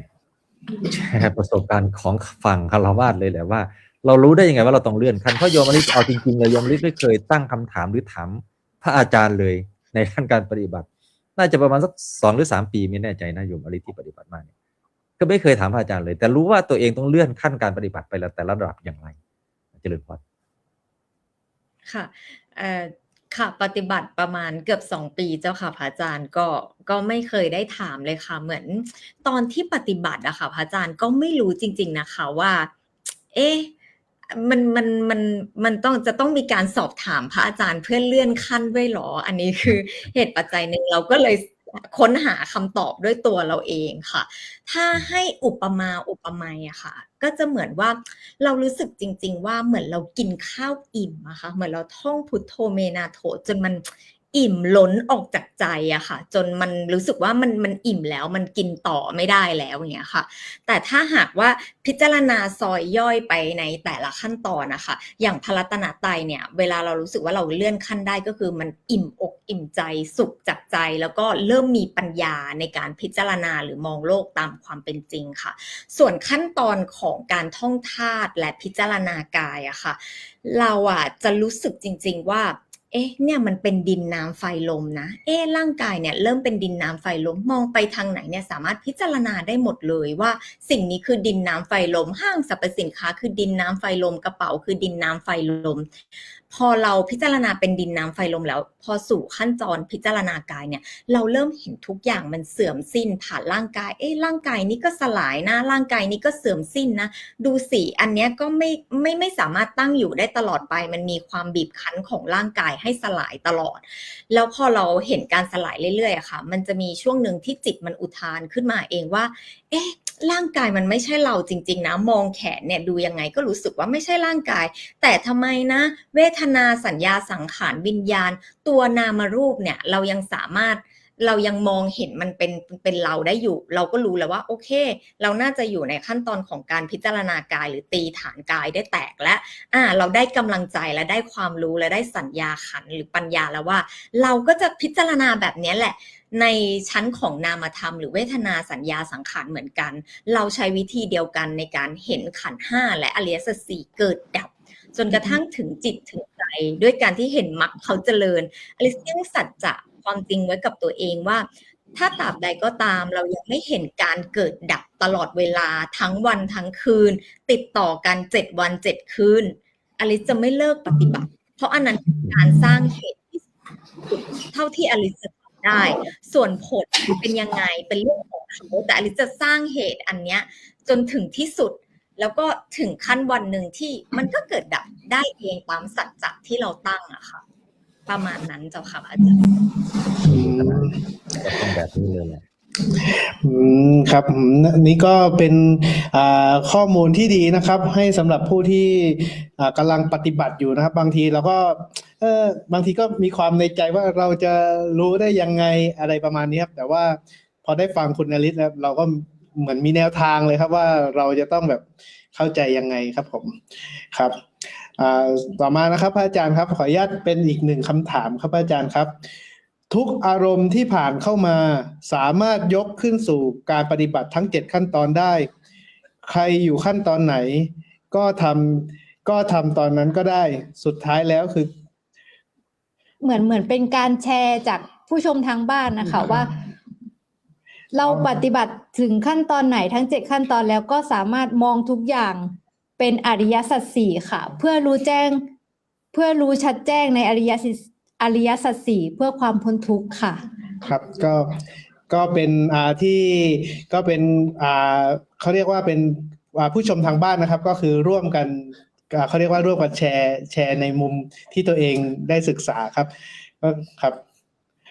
ก็ถือว่าเป็นเรื่องดีและก็เป็นความเข้าใจที่ดีมากๆแล้วก็ควรจะเป็นแบบนี้ทางด้านการปฏิบัติอนุโมทนาที่ได้รับความเข้าใจเจริญพรก็บทที่ผ่านมานะคะก็ยา7 เม็ดของเรานะคะ7ขั้นตอนก็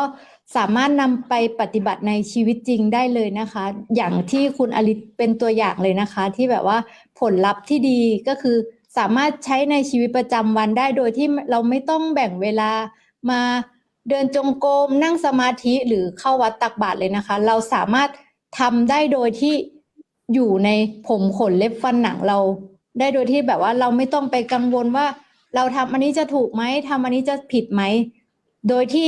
ยา7 เม็ด7ขั้นตอนนี้ค่ะสามารถทำได้ทั่วถึงครอบคลุมในตัวเราเองค่ะก็แผ่นยาหลักปฏิบัติเพื่อความพ้นทุกข์ธรรมนาวาวังเรือหลวงแห่งธรรมนะคะก็สามารถดาวน์โหลดได้หน้าเพจนะคะหรือว่าหลักธรรมดีๆก็จะโพสต์อยู่ที่หน้าเพจ ใครที่ยังไม่ได้ติดตามสามารถกดติดตามทางหน้าเพจได้นะคะ ครับแล้วก็สำหรับลูกเพจนะครับที่ได้รับชมไลฟ์นะครับก็สามารถที่จะร่วมกันแชร์ผลการปฏิบัตินะครับเข้ามาในคอมเมนต์ของเราได้นะครับก็เราเป็นการแชร์เพื่อที่จะแบ่งปันข้อมูลแบ่งปันธรรมนะครับให้ซึ่งกันและกันครับผมครับก็เข้าสู่ห่วงท้ายของรายการของเราแล้วนะครับพระอาจารย์ครับก็อยากจะขอกับพระอาจารย์ขอความเมตตาพระอาจารย์ค่ะ ครับกล่าวสรุปปิดรายการของเราให้หน่อยครับอาจารย์ครับ ในหลักปฏิบัติธรรมนาวาวัง7ขั้นตอนเป็นหลักปฏิบัติที่ได้คิดค้นและสร้างองค์ความรู้ได้ถอดความเนื้อหาจากพระไตรปิฎกเพื่อที่จะมาสร้างกระบวนการการปฏิบัติให้เกิดขึ้นในลำดับตั้งแต่ง่ายไปหายากซึ่งคำว่าง่ายไปหายากเนี่ยถ้าเราทำขั้นตอนง่ายๆคือการระลึกถึงพระรัตนตรัยให้ลงลึกหรือแนบติดกับจิตได้แล้วหมั่นทักอารมณ์ย้ำซ้ำๆอยู่เสมอจนมีสติในระหว่างวันในชีวิตประจำวันของเราเองแล้วก็เราจะมีกำลังทางใจในการที่จะปฏิบัติในระดับต่อไปคือการท่องบทธาตุกรรมฐาน4แล้วก็พิจารณาร่างกาย6ขั้นตอนสิ่งที่ยากมันจะกลายเป็นของง่ายได้ในถ้าหากเราทำขั้นตอนแรกๆไว้แล้วเพราะว่ามันเป็นพลังของกุศลที่จะพาเราเดินอยู่บนเส้นทางของอริยมรรคจนเข้าไปสู่การเรียนรู้ระบบของขันธ์5คือตัวชีวิตของเราเองเรียกว่าระบบชีวิตแล้วเราจะสามารถมองชีวิตเราผ่านหลักสัจจะคือความจริงคืออริยสัจสี่มองความจริงของชีวิตผ่านทุกข์มองเห็นเหตุของทุกข์ที่มาปรากฏขึ้นหรืออาศัยระบบขันธ์5คือตัวชีวิตนี้เกิดขึ้นเราจะกระทำตอบต่อขันธ์5อย่างไรมันขึ้นอยู่กับการที่เรารู้เท่าทันต่อตัณหาที่เกิดขึ้นกับขันธ์5แต่ละครั้งแต่ละหนว่าเราจะทำตอบต่อความอยากหรือไม่อย่างไรอันนี้คือสติที่เราจะสามารถเข้าใจความเป็นจริงเพราะว่าตัณหาก็อยู่ในส่วนของสัจจะเรียกว่าสมุทัยสัจจะแล้วสมุทัยสัจจะนี้เขาก็ยังทำงานตามกลไกของเขาเพราะระบบของตัณหาเนี่ยเขาจะไม่ทำงานอยู่บนจิตของพระอรหันต์นั่นหมายถึงว่าถ้าต่ำกว่าความเป็นพระอรหันต์นั้นตัณหายังสามารถทำงานบนจิตใจเราได้อยู่แม้ตัณหาจะทำงานบนจิตใจเราได้ก็ตามแต่สิ่งหนึ่งที่พระพุทธองค์ตรัสไว้ก็คือให้เราได้เห็นอาการของตัณหาที่มันทำงานอยู่บนจิตใจเรานั่นแหละไม่ได้ผิดอะไรคือเห็นทุกข์เห็นเหตุของทุกข์คือเห็นตัณหาและเห็นการดับไปของมันด้วยว่าตัณหาเกิดขึ้นบนจิตใจเราแต่ละครั้งมันดับลงไปอย่างไรแล้วมันเป็นสิ่งที่ดับได้ด้วยตัวของมันเองโดยที่เราไม่ต้องเข้าไปดับการที่เรารู้ว่าตัณหาเกิดขึ้นและดับไปได้ด้วยตัวของตัณหาเองโดยที่เราไม่ต้องเข้าไปดับมันก็จะง่ายขึ้นตรงที่เราจะทำหน้าที่ของการเป็นผู้ที่รู้ทุกข์รู้เหตุของทุกข์แล้วก็รู้การดับของทุกข์ในแต่ละครั้งการทำได้อย่างนี้ทุกครั้งที่ทุกข์เกิดขึ้นหรือตัณหาเกิดขึ้นและเห็นการดับของมันได้เนี่ยมันเป็นการทำมรรคให้เกิดขึ้นในแต่ละรอบเมื่อมรรคเต็มบริบูรณ์ครบถ้วนในจิตเราแล้วเนี่ยมรรคก็จะทำหน้าที่ของมรรคคือการละอาสวะกิเลสทำปฏิปานให้ปรากฏเราก็จะเกิดความเข้าใจในหลักสัจธรรมจิตเราก็จะเข้าไปสู่การรู้แจ้งอะไรบางอย่างหลังจากนั้นมันจะเป็นความรู้แจ้งเฉพาะตนซึ่งจะเกิดขึ้นฉะนั้นแล้วหลักปฏิบัติธรรมนาวาวัง7ขั้นตอนถือว่าเป็นหลักปฏิบัติที่นำมาวางรูปแบบการปฏิบัติไว้ให้พวกเราปฏิบัติที่ครบถ้วนทั้งธรรมเบื้องต้นท่ามกลางแล้วก็ที่สุดที่เราจะสามารถยึดถือหลักปฏิบัติพัฒนาจิตใจของเราให้ก้าวออกจากห้วงแห่งความทุกข์โลกที่เต็มไปด้วยปัญหาความขัดแย้งภัยพิบัติและผลกระทบจากการใช้ชีวิตของเราในแต่ละอย่างที่เข้ามาสู่การกระทบกับชีวิตเราความทุกข์ได้เกิดขึ้นแต่ละครั้งแต่ละหนหลายครั้งที่เราเองต้องการจะจัดการและแก้ไขความทุกข์และหาวิธีการในการที่จะแก้ไขความทุกข์เหล่านั้นหลักปฏิบัติธรรมนาวาวังนี้เป็นหลักปฏิบัติที่ตอบโจทย์ในการที่จะนำไปสู่การฝึกในการที่จะแก้ไขความทุกข์บนจิตใจของเราได้หรือพาเราเดินออกจากห้วงแห่งความทุกข์ได้และถ้าหากท่านใดที่ปรารถนาไปสู่ความสิ้นทุกข์โดยชอบตามลำดับคือเข้าสู่เส้นทางอริยมรรคและเข้าสู่มรรคผลหลักปฏิบัติธรรมนาวาวังก็ยังสามารถที่จะเป็นเส้นทางหรือหนทางที่เราจะปฏิบัติเข้าไปสู่ผลทางด้านการปฏิบัติไม่ว่าจะเป็นความเป็นพระโสดาบันสกทาคามีอนาคามีอรหันต์มันไม่ได้การปฏิบัติที่เราปฏิบัติจนตลอดชีวิตเนี่ยไม่เข้าถึงในชาตินี้ก็เข้าถึงได้ในชาติหน้าหรือเป็นอุปนิสัยเป็นวาสนาภัยกิยะต่อไป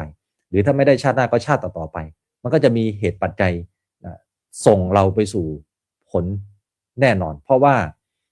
ตั้งแต่การเข้าถึงพระรัตนตรัยในเบื้องต้นได้เนี่ยจะมีอานิสงส์รองรับเราไปในภพชาติที่เรียกว่าแสนกลับที่จะพาเราออกจากวงจรแห่งความทุกข์หรือเข้าถึงมรรคผลนี่คืออานิสงส์เบื้องต่ำที่เราจะได้รับแต่ถ้าหากเราสามารถปฏิบัติได้ครบทั้ง7ขั้นตอนพระอาจารย์เชื่อว่าพวกเราจะสามารถสัมผัสผลได้ในชาติปัจจุบันและในชีวิตนี้ด้วยนี่คือความเป็นพระมหากรุณาธิคุณของพระบาทสมเด็จพระเจ้าอยู่หัวที่ทรงมีพระกรุณาพระราชทานหลักธรรมนาวาวังเป็นหลักธรรมะให้เป็นหลักจิตหลักใจของพระสงฆ์นิกรในการที่จะสร้างเครื่องรองรับการยึดพึ่งแล้วก็ฝึกฝนพัฒนาจิตใจของเราให้ก้าวพ้นออกไปจากความทุกข์ในโลกที่เต็มไปด้วยความทุกข์และปัญหาต่างๆเราได้มีเครื่องมือที่เป็นธรรมะพระราชทานนี้เข้าไปสู่ชีวิตของเรานี่คือธรรมนาวาวังเป็นธรรมะที่ประสบนิกรทุกคนสามารถเข้ามาสู่การปฏิบัติได้ก็ขออนุโมทนากับญาติโยมทุกท่านที่เข้ามารับชมรับฟังปฏิบัติธรรมนาวาวังในโอกาสนี้ด้วยอานิสงส์ของการฟังการถามตอบปัญหาทำให้เกิดผลขึ้นเป็นการเจริญกุศลในอีกรูปแบบหนึ่งขอให้กุศลทั้งหมดทั้งมวลเหล่านี้จงเป็นมหันตเดชานุภาพมาลายสิ่งชั่วร้ายทั้งหลายทั้งปวงออกไปจากชีวิตของพวกเราจงบันดาลสิ่งดีๆให้เข้ามาสู่ชีวิตของพวกเราขอให้พวกเราก้าวเดินบนเส้นทางหลักปฏิบัติธรรมนาวาวังทั้ง7ขั้นตอนนี้ได้เข้าถึงความสิ้นทุกข์โดยชอบประสบความสุขความเจริญตลอดการปัจจุบันและเบื้องหน้าทุกท่านเถิดสาธุ สาธุสาธุครับ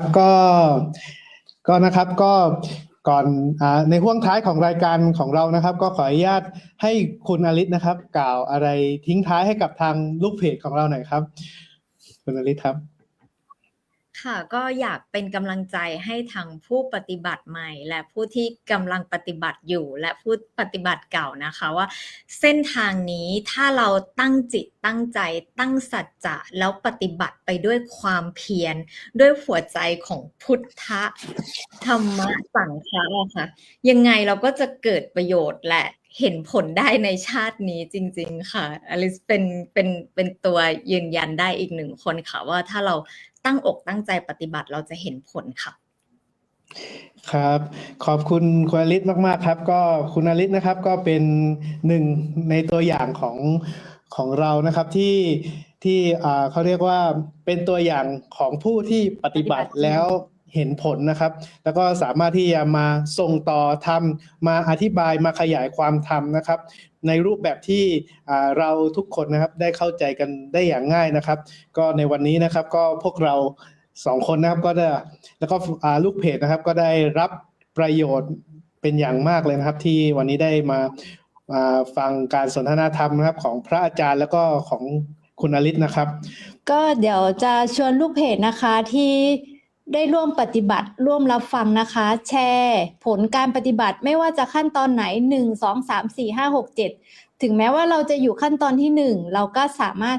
แชร์ลงมาในหน้าเพจหรือว่าในคอมเมนต์ได้นะคะเราแอบมีเสียงกระซิบมาบอกว่ามีรางวัลแจกด้วยค่ะครับก็สำหรับครับผมก็สำหรับลูกเพจคนไหนนะครับเดี๋ยวเรามาย้ำกติกากันอีกครั้งหนึ่งไหมครับเผื่อว่าบางคนยังแบบฉันจะได้ไหมฉันจะได้ปฏิทินไหมอะไรอย่างเงี้ยครับครับก็นะครับก็สามารถคอมเมนต์แชร์ผลปฏิบัติในหน้าเพจแล้วก็ในอินบ็อกซ์ได้นะคะเราแจกไม่อั้นแน่นอนค่ะครับไม่ต้องห่วงครับยังไงก็ปฏิทินเรามีให้สำหรับผู้ที่ได้รับชมไลฟ์อย่างแน่นอนครับไม่ต้องห่วงว่าจะไม่ได้นะครับสำหรับผู้ที่ปฏิบัติตามเขาเรียกว่ากติกาที่เราแจ้งไว้เมื่อสักครู่ครับก็พวกเรานะคะขอสำนึกในพระมหากรุณาธิคุณค่ะที่พระบาทสมเด็จพระเจ้าอยู่หัวและสมเด็จพระบรมราชินีทรงห่วงใยพระสงฆ์นิกรชาวไทยค่ะทรงพระราชทานธรรมนาวาวังให้แก่ประชาชนทุกหมู่เหล่าได้ศึกษาและปฏิบัติเพื่อประโยชน์ต่อปวงชาวไทยเพื่อสืบไปค่ะกับขอสำนึกในพระมหากรุณาธิคุณค่ะครับ ครับก็ครับก่อนครับหลังจากนี้นะครับก็เดี๋ยวเราจะกล่าวระลึกพระรัตนตรัยนะครับด้วยบทพุทโธเมนาโถจำนวน3จบนะครับก่อนที่พระอาจารย์นะครับก็จะได้ไปพักธาตุขันธ์นะครับ พุทโธเมนาโถพระพุทธเจ้าเป็นที่พึ่งอันประเสริฐของข้าพเจ้าธัมโมเมนาโถพระธรรมเป็นที่พึ่งอันประเสริฐของข้าพเจ้าสังโฆเมนาโถพระสงฆ์เป็นที่พึ่งอันประเสริฐของข้าพเจ้าพุทโธเมนาโถพระพุทธเจ้าเป็นที่พึ่งอันประเสริฐของข้าพเจ้าธัมโมเมนาโถพระธรรมเป็นที่พึ่งอันประเสริฐของข้าพเจ้าสังโฆเมนาโถพระสงฆ์เป็นที่พึ่งอันประเสริฐของข้าพเจ้าพุทโธเมนาโถพระพุทธเจ้าเป็นที่พึ่งอันประเสริฐของข้าพเจ้าธัมโมเมนาโถพระธรรมเป็นที่พึ่งอันประเสริฐของข้าพเจ้าสังโฆเมนาโถพระสงฆ์เป็นที่พึ่งอันประเสริฐของข้าพเจ้า ขอกราบนมัสการพระอาจารย์ค่ะที่มาเมตตาแสดงธรรมในวันนี้ค่ะ ครับ อนุโมทนาร อบหน้าก็มาติดตามไลฟ์กันอีกนะคะ ครับ สรุปของ ครับ ก็ขอนมัสการพระอาจารย์พักธาตุขันธ์ได้เลยค่ะ ครับครับ